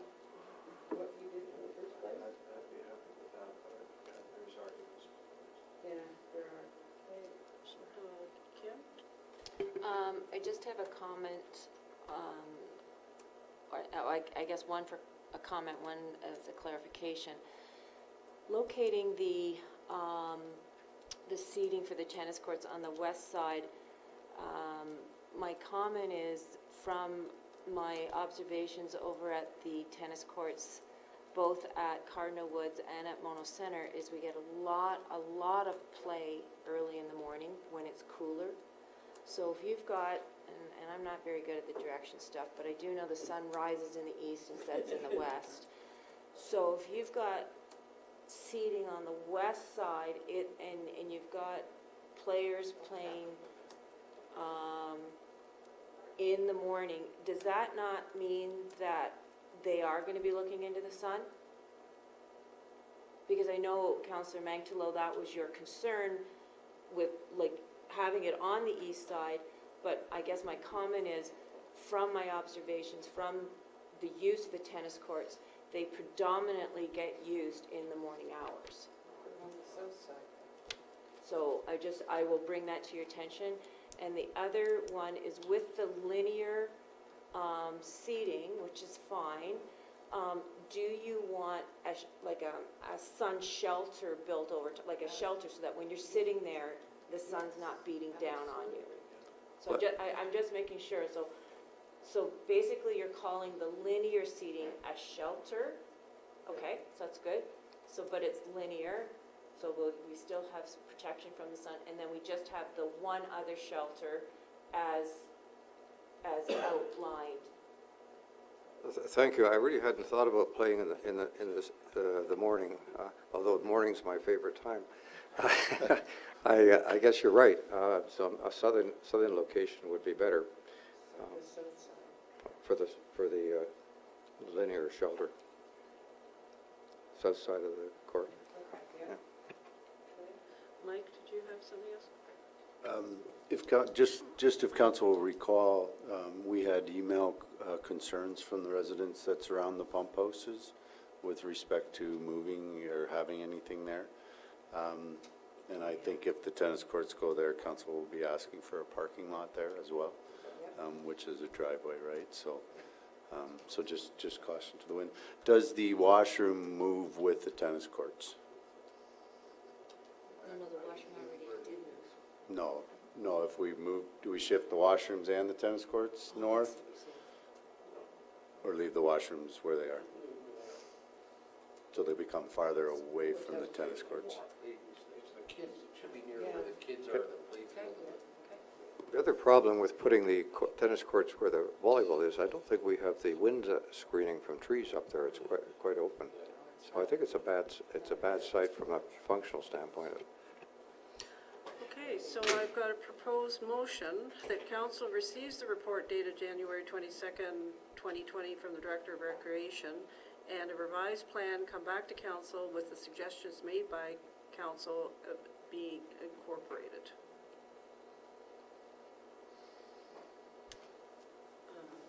Are you moving it? Yeah. Oh, all right. You didn't say anything, you just put your hand up. And are you seconding it? Okay. Okay. Is there anything further? If I could just say one thing to staff, because Ralph and I were worried about this yesterday when we were tramping around that field. I know we're verging on micromanaging staff, and I apologize for that, but this park was so important that we feel we're dealing with policy issues about keeping it away from the residents, okay? So ordinarily, we don't get to this level of detail on things, so Ralph and I apologize to staff. Okay, and just because we haven't actually reviewed the drawings provided for the Fieldstone Parkette, was there any comments with that? Before we take a vote? It is perfect. I do have a question about it. Is it anticipated that both proceed at the same time in terms of construction and opening? That was in the September 10th resolutions from council. I think we came to that conclusion. There was no separation of timeline. Yeah, Fred's motion, I think, spoke to both of them. There was no separation of timeline, so the plan was for both to commence at the same time. Okay. And just while I'm speaking, I think it's really important that council is aware that it was not staff's or the landscaping or the engineer's intention at any time to light up the night sky out at the park. Like, staff and landscape architects and engineers are very well aware of the importance of lighting and keeping it subdued and keeping it out of people's backyards and all of that. And I just want council to be rest assured that under no circumstances were we looking at illuminating, like turning this into a baseball diamond type of lighting, whether it be for the bollards, whether it be for the tennis courts. Our intention at all time was to keep this as low as possible and as subdued as possible, very much recognizing the neighbors and what council has had to, be aware of from neighbors' comments. So I just really think that's important because it felt almost like you were thinking we were lighting it up like a ball diamond, and that, whether it be the walkway lighting or the tennis court lighting, was never the thought. Okay, so if there's nothing further, a call for the vote. All in favor? Carries. Thank you very much, Sean. Thank you. Your patience is appreciated. We'll get this right. Send in the next victim. Okay, so on to our second draft plastic bag bylaw, second reading. And thank you for this report, Mr. Simpson. So, as I indicated in the report on today's agenda, I have proceeded with contacting a number of businesses. I haven't heard back from any yet. I have called a representative of the Canadian Plastics Industry Association, who said he would, in all likelihood, attend the next meeting to express the association's viewpoints on the bylaw. If there's anything else, I'll address whatever questions. So that representative did call me yesterday. Ah. And he was very open and forthright. He said he does want to come and make sure that council understands the direction that the Plastics Association is going, and wants to be able to provide us with their example of what they consider to be a reusable bag. And I explained to him that from council's perspective, we are just trying to raise awareness, et cetera, et cetera. We're not trying to pick a fight. And he said, appreciated that.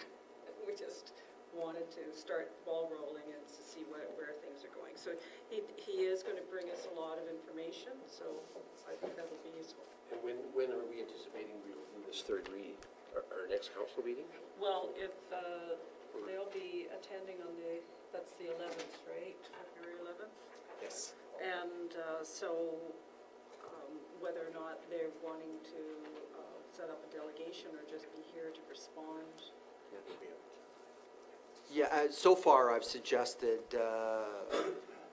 just answering questions if called upon, but we can make that a full delegation, because he hadn't mentioned to me he was bringing, stuff. So. Yeah, so we'll just leave it that if he attends, that's great.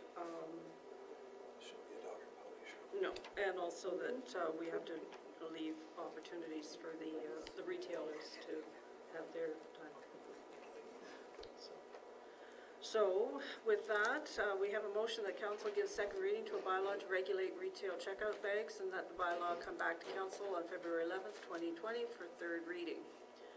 Moved by Martin and seconded by Magdalo. All in favor? Carries.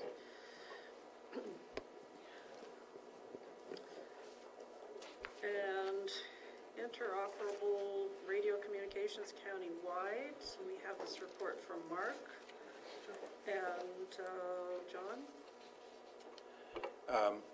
Notwithstanding the recommendation that we don't accept it, this matter is really off the table now altogether, pending the province's clarification of what they intend to do province-wide.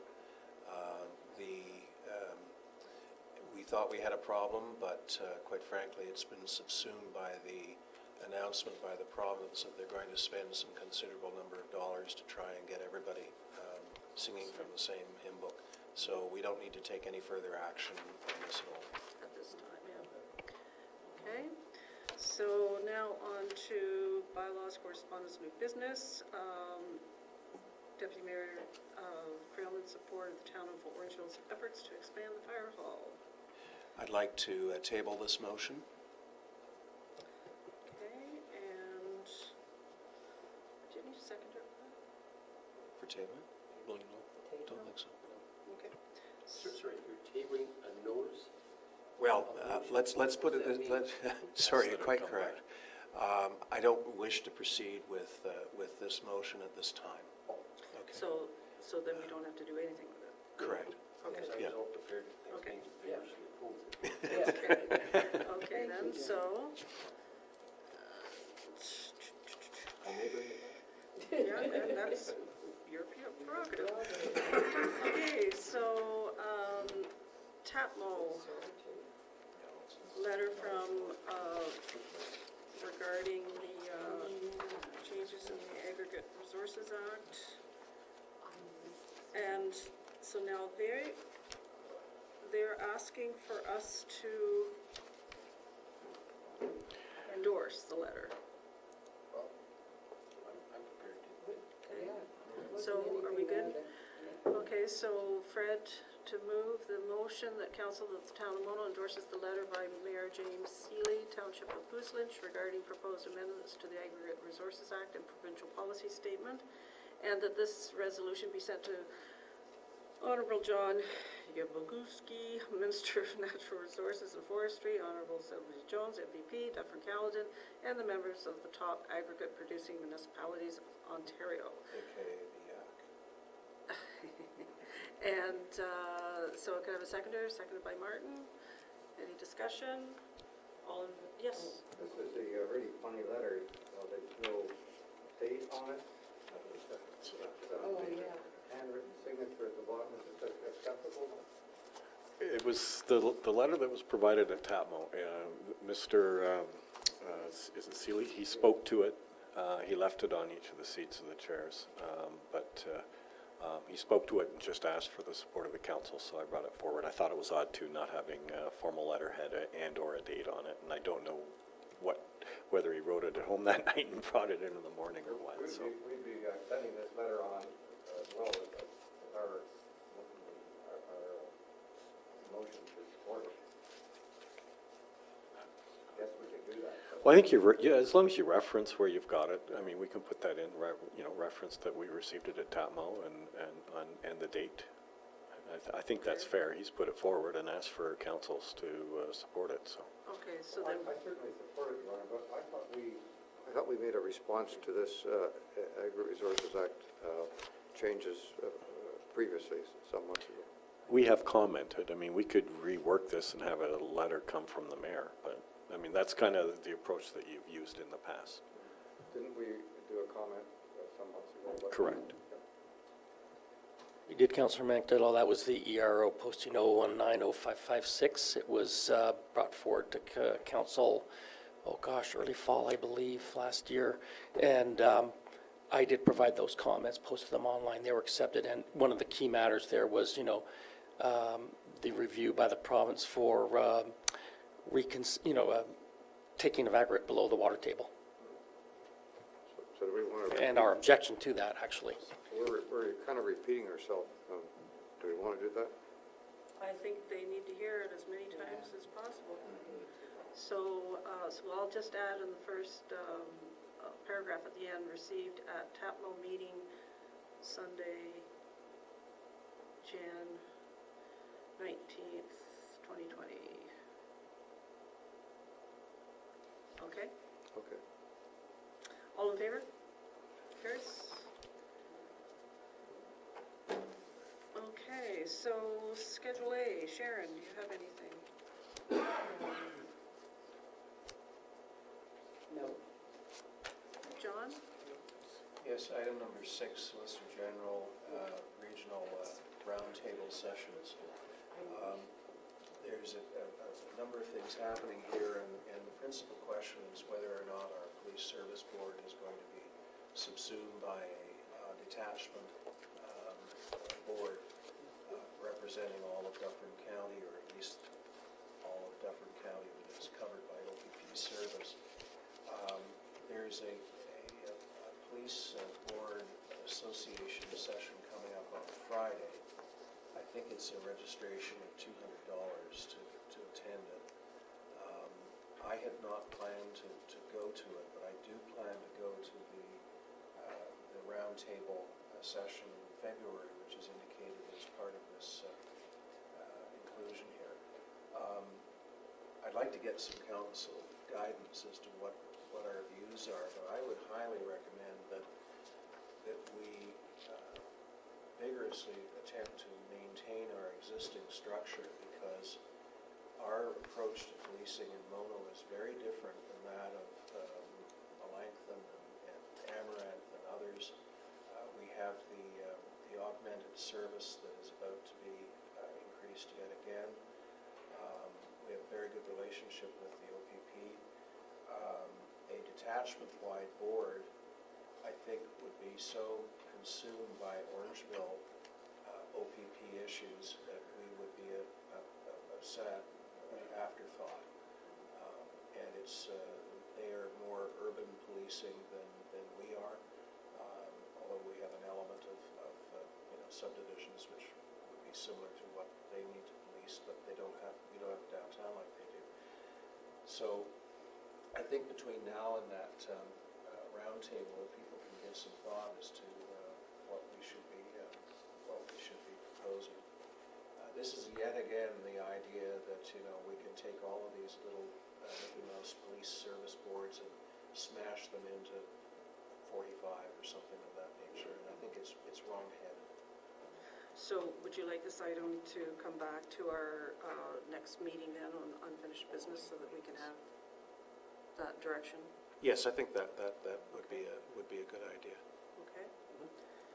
Thank you. And I think the Police Service Board agrees with me on this. I've been back and forth with my two colleagues, and I think that there is a concern that something will be lost if we are forced into a detachment format.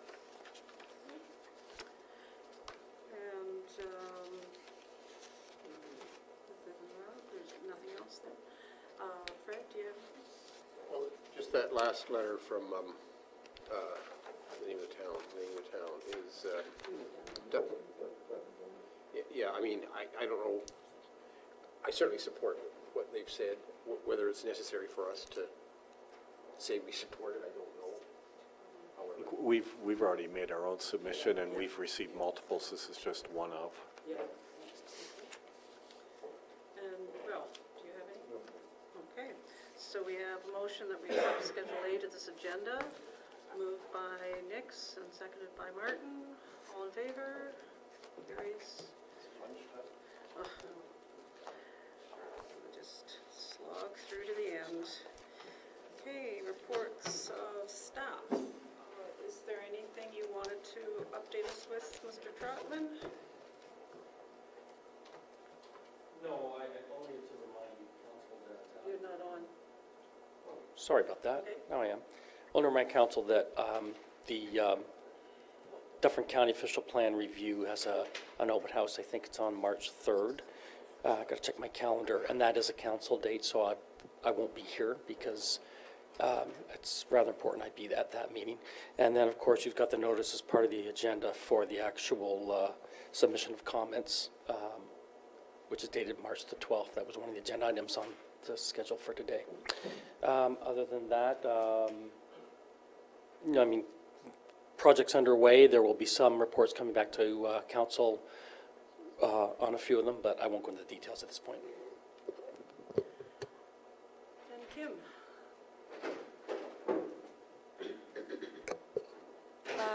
I guess the first and foremost is Winterfest was held on Sunday. It was an incredible success.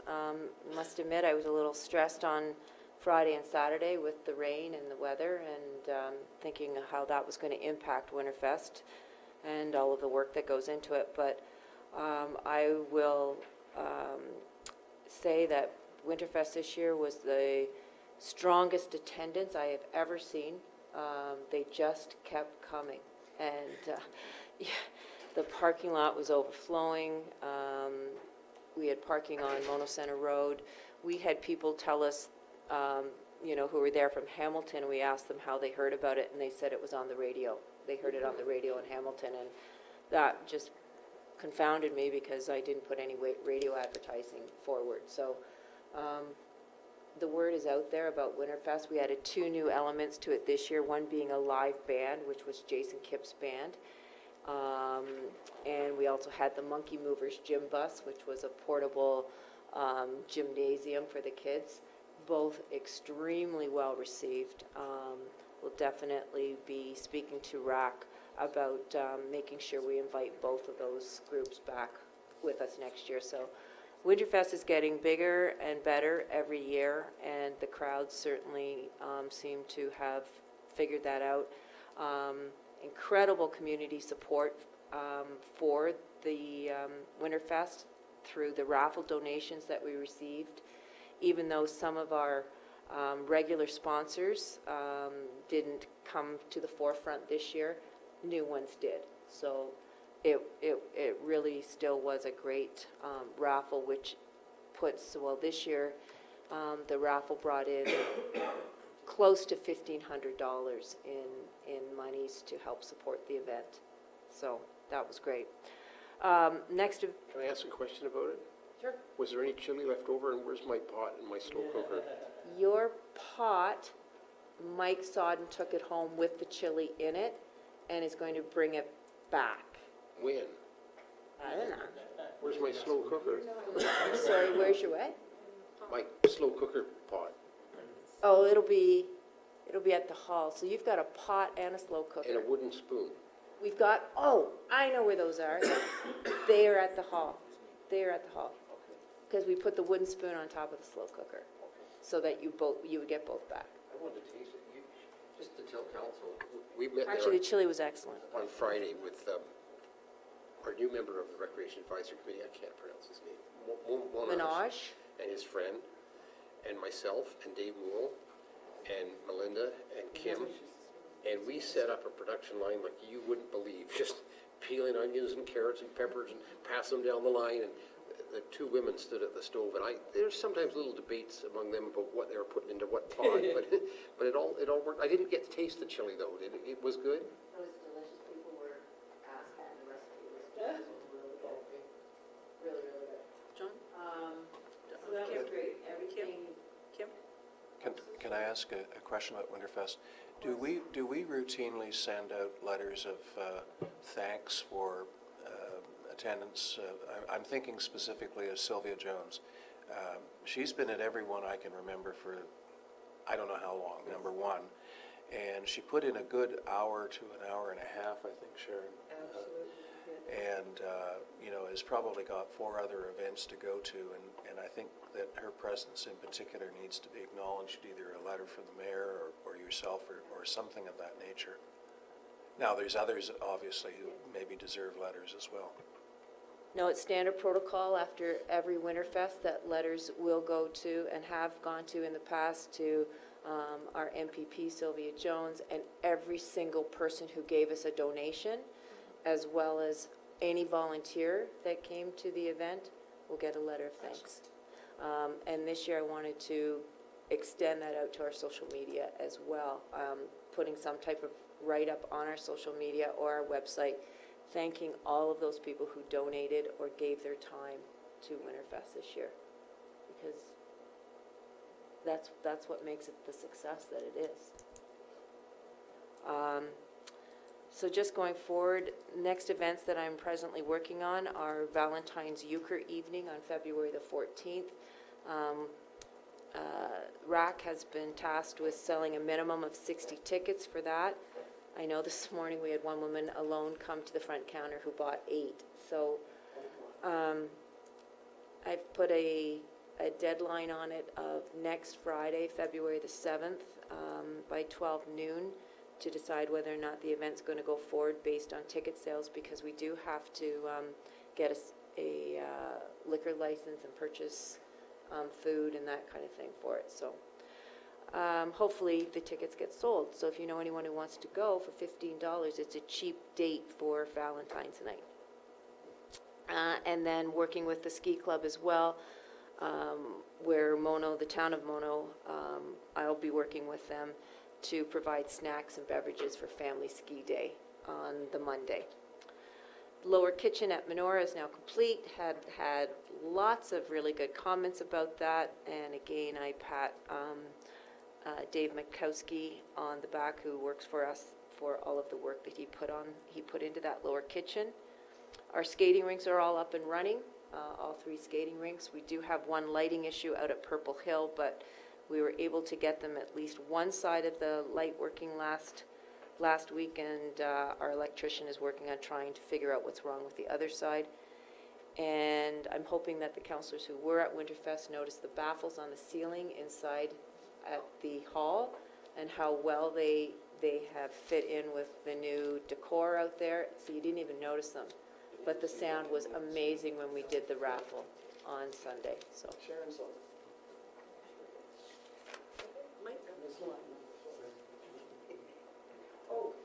I'm sorry, and one final thing, thank you, there was a resignation on Friday, I believe it was, of a member. Maria Roca has resigned from the Recreation Advisory Committee. And the Christmas party pattern. That's unfortunate, because she was from Fieldstone, and I kind of thought, this is good, you know. Mike? So just for council's information, for OGIRA conference, the delegation requests are into the Minister of Transportation and the Attorney General with respect to comments from Deputy Mayor. And probably 2 weeks prior to the conference, we should find out. They allowed us to upload some documents, so they do have our past correspondence and things. So, but if those come to fruition, I will prepare a presentation Deputy Mayor Creelman, Attorney General, maybe together, or the mayor. Well, I actually spoke to Caroline Mulroney at Roma. Good. Personally. And not that I know her, but I made my pitch about speed enforcement. Right. Automated speed enforcement. And she turned to her executive assistant and said, "We've got to get on this." So he contacted me by email, and then I sent him a sort of a short summary of what the issue was from the standpoint of rural municipalities. I didn't get a chance to raise the issue of the provincial offence fines. I do know, however, that other municipalities are on that issue as well, so we're not the only ones who are talking about it. But I was heartened by her reaction. She seemed almost startled by the fact that not all municipalities were being treated equally in terms of the automated speed enforcement. So they may want to continue the talk, or consider your delegation done. So that's good. So we'll find out a couple weeks before OGRA, and I'll let the mayor know. And Let me know what date it is too. Yes. If we get a delegation. It'll be February 23rd, 24th, or 25th, tentatively, and then be subject to their response. Okay. Okay. Council will get all of our operational tenders and some bridge tenders next week, at the next council meeting. They'll also receive a report. I've been working on the SCADA upgrades for the treatment centers, the water treatment plants, and Les and I will bring the water budget sort of more formally than what I have in the past with respect to the SCADA upgrades. I met with Ernie Lynch last week of the Frag Fighters. I'm not 100% sure of the name of Bag the Frag or Frag Fighters. But anyway, he's been invited to our road supervisors. They're looking at education, I think, and uptake. So it was a good meeting with him and Angela, and I'll continue to work with them in whatever capacity I can. So. Les? Okay, thank you. This week, the interim tax bills are being mailed out, so people should receive them by the weekend. And as council is aware, we have a pending retirement in Treasury, so the recruitment process is now ongoing. And to date, I have received over 100 applications, and they're still coming. The deadline is this Friday. That's it. Mr. Simpson?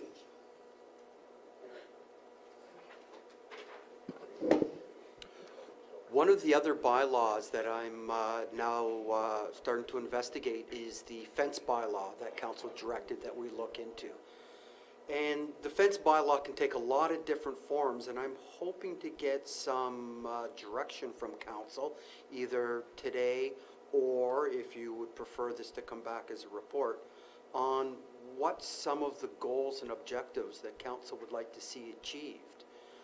Some of the things are, for example, we can, of course, address construction materials in a fence bylaw. We could address heights. I need to know if we're looking at just fences that, say, face out onto roads, or if we're looking at division fences as well, right? Fences between neighbors. There's also the idea, are we looking, or are you looking at fences just in residential zones? Or does council want to address commercial, industrial zones, agricultural zones, industrial extraction, all with different types of fencing? And do you want to roll in the pool enclosures? We have a pool enclosures bylaw. We can roll that in. So if council's willing to discuss some of these, or at least say yes or no to some of these now, or would council prefer a report coming back that itemizes these things and we have a longer discussion at a future meeting? Would commercial, industrial, extraction, whatever, would that not go under site plan?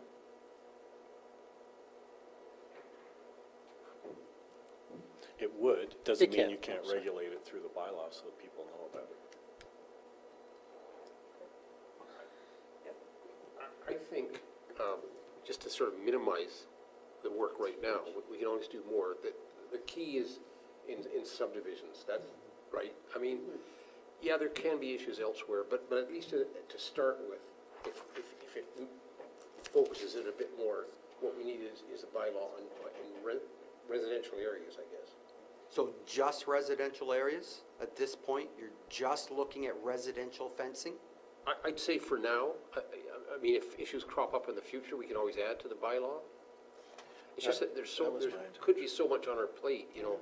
Let's take the first step and get the residential fencing. As the person who started all of this, my intention was that it'd be very, very simple, confined to residential areas, that it would specify materials to the extent of saying you can't use barbed wire and corrugated steel, that sort of thing. I think that you do need to address height, and I would suggest that height on side, the side property lines and rear property lines is a different issue than height in front of a house. In other words, you can have a white picket fence front and side of a front yard, but you don't have to force the white picket all around. I mean, you could have something slightly higher in the rear, but that doesn't mean that you can put up a 6-foot fence in front of your house. Do you see the distinction I'm drawing there? Yeah, oh, absolutely, and those were some of the things I was looking for. Side yard and front yard versus division fences. Because there's different challenges, and I think that we have an example of what we don't want to see replicated. Not that we're singling that person out, and it doesn't apply in any way, but it begs the question about some of the other opportunities that people may see for building Berlin walls around their homes. And what's council's thoughts on division fences? Is that part of this perceived? So the fence between two property owners, as opposed to the fence that might be visible from the side yard, right? So adjacent to a street would be a side yard fence. The fence on the front of the house, the picket fence, would be the front yard. The division fence is, between two neighbors. Do we try to regulate the fence between two neighbors, keeping in mind that those neighbors may come back to us when they say, my neighbor's fence doesn't meet this bylaw and I want you to do something about it. When the neighbor puts up a 6-foot 2-inch fence and we set a 6-foot fence. That's no different than our property standards bylaw. They can come to us, and we have to send the bylaw officer out there to look. I'm just looking for clarification. So yes, division fences as well. So I can bring back a draft bylaw that looks at residential fencing only. It will indicate the basic construction materials, what can and can't be used, the basic heights for various types of fencing in residential.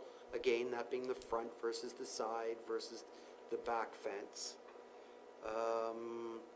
And things like, safety, such as, electrified and barbed fencing and that sort of thing.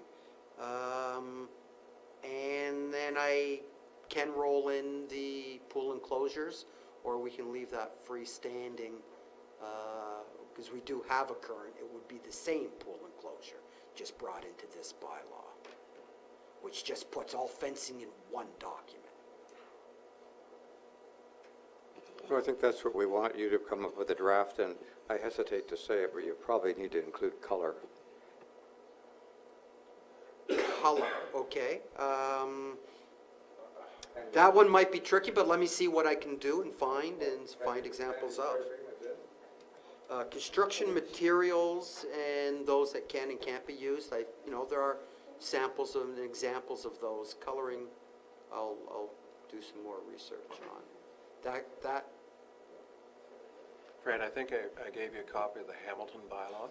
I've been using Hamilton's, Toronto's, London's, new Tecumseh. I've got about 8 that I've been picking and choosing from. Okay, because the Hamilton one, as I recall, did speak quite nicely to the type of building materials that were to be discouraged. Yes, it does. Hamilton's and Toronto's both spoke to building materials in a similar manner. Okay, that's great. Thank you. Mark? 3 things. Just to let you know, Kirsten Ball has resigned from the Planning Committee. She cited personal reasons. She has not resigned from Heritage Committee, so that was strictly from the Planning Committee. They had 6 members already. We've been trying to find a seat for the 6 members, so at this point in time, they're back to 5 and would fit into your chairs at a public meeting. So that just came in on the 22nd. I attended Roma, as you're aware. Just to let you know, I did attend a very eye-opening seminar on medicinal cannabis, not the cannabis, but it was on medicinal cannabis. That is a real wild west at this point in time. It's throughout Ontario. What's going on is doctors are overprescribing from what most people were saying. You can get as a person a prescription for 300 plants for your annual marijuana fix, if you will, which is huge. And everyone's saying 300 is kind of what they're seeing. They're seeing some more and some in the 150, 200 range, but it just seems excessive to the people that were there. And the feds are trying to crack down when they see that type of thing coming through, because what's happening is they've been challenged at several levels through human rights about the ability and the rights to have medicinal cannabis. So it's out there in the first place because they lost on a human rights case. And then when they tried to take it back and set up an online distribution system, that was also challenged through human rights. And the Human Rights Tribunal ruled that the feds did not have that authority. So what you have now is a decision that was also, even though you have a medicinal permit, say, for 300 plants, obviously you can't necessarily grow those 300 plants in your own house. Maybe you can. But what's happening is they are being combined by larger growers. So you now have situations where you have, and I think this is what's going on in the site in Mono, is that you have these larger growers. You're allowed to appoint someone else to do your growing for you. So there's a lot of issues surrounding it right now. They're trying to work through a lot of the issues. We're aware of one here. There's other communities that are aware of in the 10s and 20s, especially when you get into the Niagara and the Leamington areas. There's some huge issues, and so they're already working their way through enforcement, so I'm going to be following up with them on the enforcement side of things. But most importantly, the only response I received from Health Canada when I sent my letter was, oh, you've gone to the wrong place, you need to go to this email address. But I was able to get the Director General's email address after his presentation, and also the manager of the federal department managing medicinal marijuana. So I can follow it up further, but I just want to let you know that it's pretty crazy what's going on the medicinal front. So, other than that, I guess some just prioritizing for council to think about. We've got several bylaws and policy things we're looking at internally: tree bylaw, document retention, records management. Noise and special events are in the background too. From council, we've already got community standards, property standards, fill bylaw, fireworks bylaw, fence bylaws, single-use plastics bylaw, accessory lot coverage bylaw, and our comprehensive review.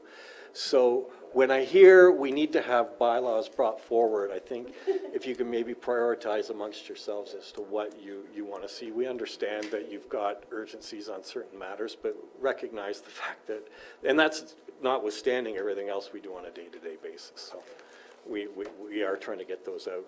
So Two items, comment on Les's email. Thanks, Les, for sending that on about the coronavirus. The Department of Public Health, Wellington, Dufferin, Guelph is trying to be on top of this, as I think is the Departments of Public Health across the country. This is a problem. It's going to be a big problem, I think. A couple little facts of interest. This is a respiratory virus, so you usually start with coughing and maybe get short of breath and have a fever. But that doesn't occur for a while. The incubation. As all the staff has been coughing for a couple of weeks now. I'm curious to know, are you saying you think it's going to mutate? Well, the question of person-to-person transmission is established. There's no question about it.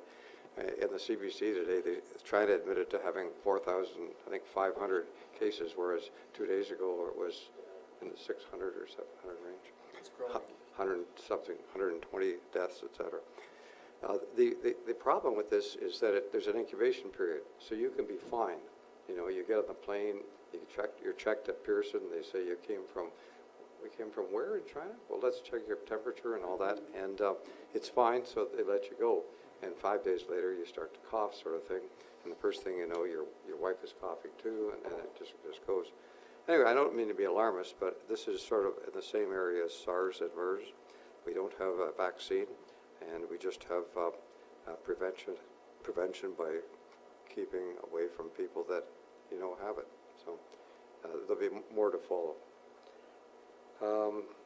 And I don't mean to be alarmist, but I think we just need to be realistic. This is a potential significant problem. And just a comment about the Nottawasaga Valley Conservation Authority. It continues to chug along. I met with the water engineer and talked about our concern for getting early warnings of floods. And John and I have talked about this. I'd like to talk to staff a bit more.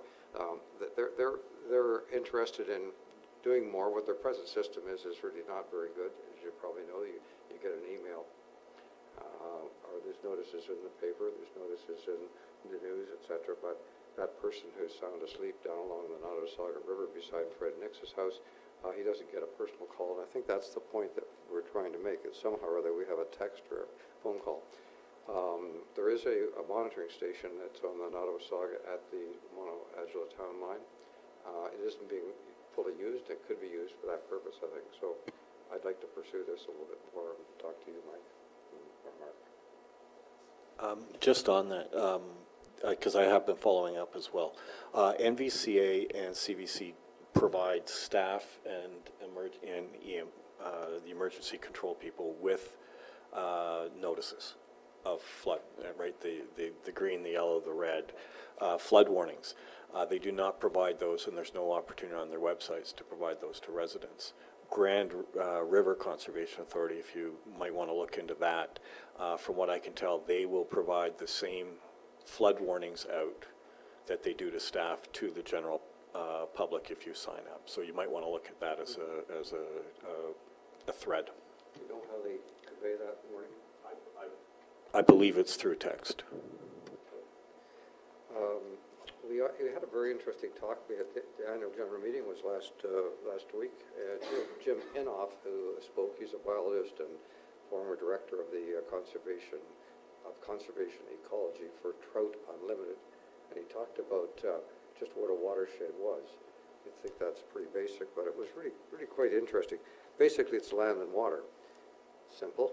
But the quality of the water is basically dependent upon the land. You know this, all this, Fred. So, and how do you maximize the quality of the land to improve the water? It's basically by vegetation, trees, shrubs, and that sort of thing. And that's a big item, and that's just what you're doing down the Baker Creek right now. It was a good presentation. Keith White was elected as the chair, which is a change, as you'd probably expect. Thank you. Fred? Just a couple things. I haven't done too much for the town recently because this is where I was for the last week. I know you can't quite see that picture, but I'm at the highest point of Mount Todd, and just behind me, and it was one of only 3 black diamond runs I did that week, because I'm getting old, but there's a glacial bowl right behind me.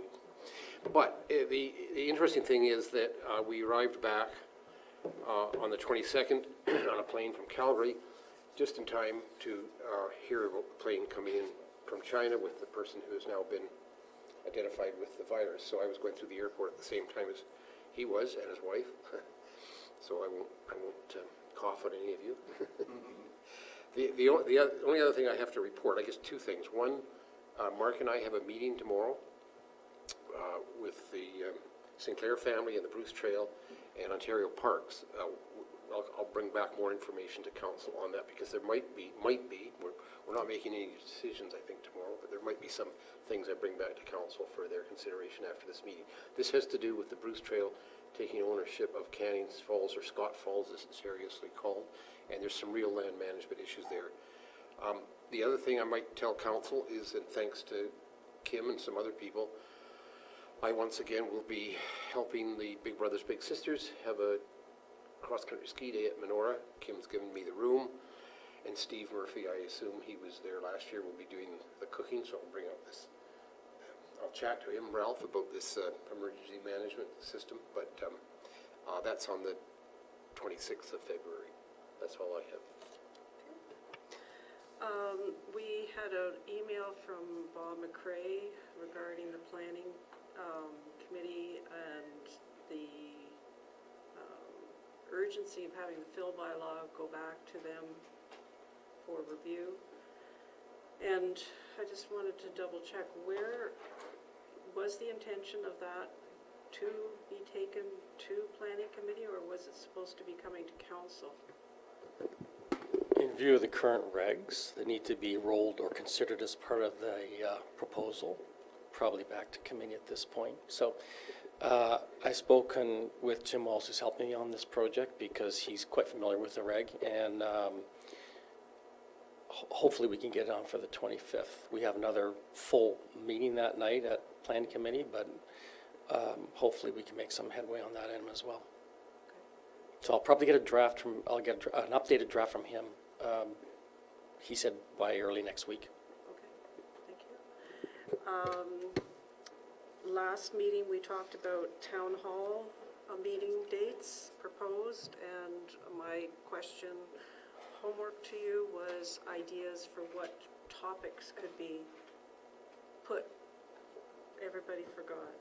Okay, so, but given, you know, we do have ample opportunity to have public engagement on all of these different bylaws that are coming down the pipe. So again, we can still, you know, schedule some meeting dates potentially, but we want to make sure that we're not interfering with what the other committees are doing or the task force. So do I put that on the agenda for next meeting? February 11th? Sure. Okay, get thinking. Well, the obvious town hall meeting would be to discuss some of these bylaws we're working on, but I hate to say it, I don't think we'd attract a very large audience. That field bylaw one might. Yeah. But if it was on bylaws as a larger topic, you'd get the people there who are concerned about property standards, you get the people there interested in fill, you get, and maybe we can have a presentation in the part of the meeting that isn't the free-for-all, have a presentation on the alternative method of bylaw enforcement, that being administrative penalties. And I'd be happy to organize that part of the session. In the same vein, I don't know where we are, but we did pass a motion that we're going to formally ask the OPP to enforce some of our bylaws. I don't know where we are in that process. Do you remember, Mark? But that No, I know exactly where it is. It's gone roundabout. So it came from Police Services Board to put in a memorandum of understanding. I drafted a memorandum. I met with Nikki, drafted a memorandum of understanding. sent it back to her in draft form. She took it up their ladder, said, oh, you don't need a memorandum of understanding when you've got a police services board situation and a contract with us. So they just wanted a letter type approach. So just before Christmas break, I forwarded a letter back to Nikki spelling out basically what was in the memorandum of understanding. I have not received a response from her. She said she would get to it, so I'll remind her. So that means that even without a memorandum of understanding, the OPP can enforce our bylaws? They can enforce our bylaws. They would just like to know specifically what bylaws we would like them to be enforcing and list them out. So I've done that. I just haven't got a response back. I don't know whether she's taken it back, the letter back up the ladder or not at OPP.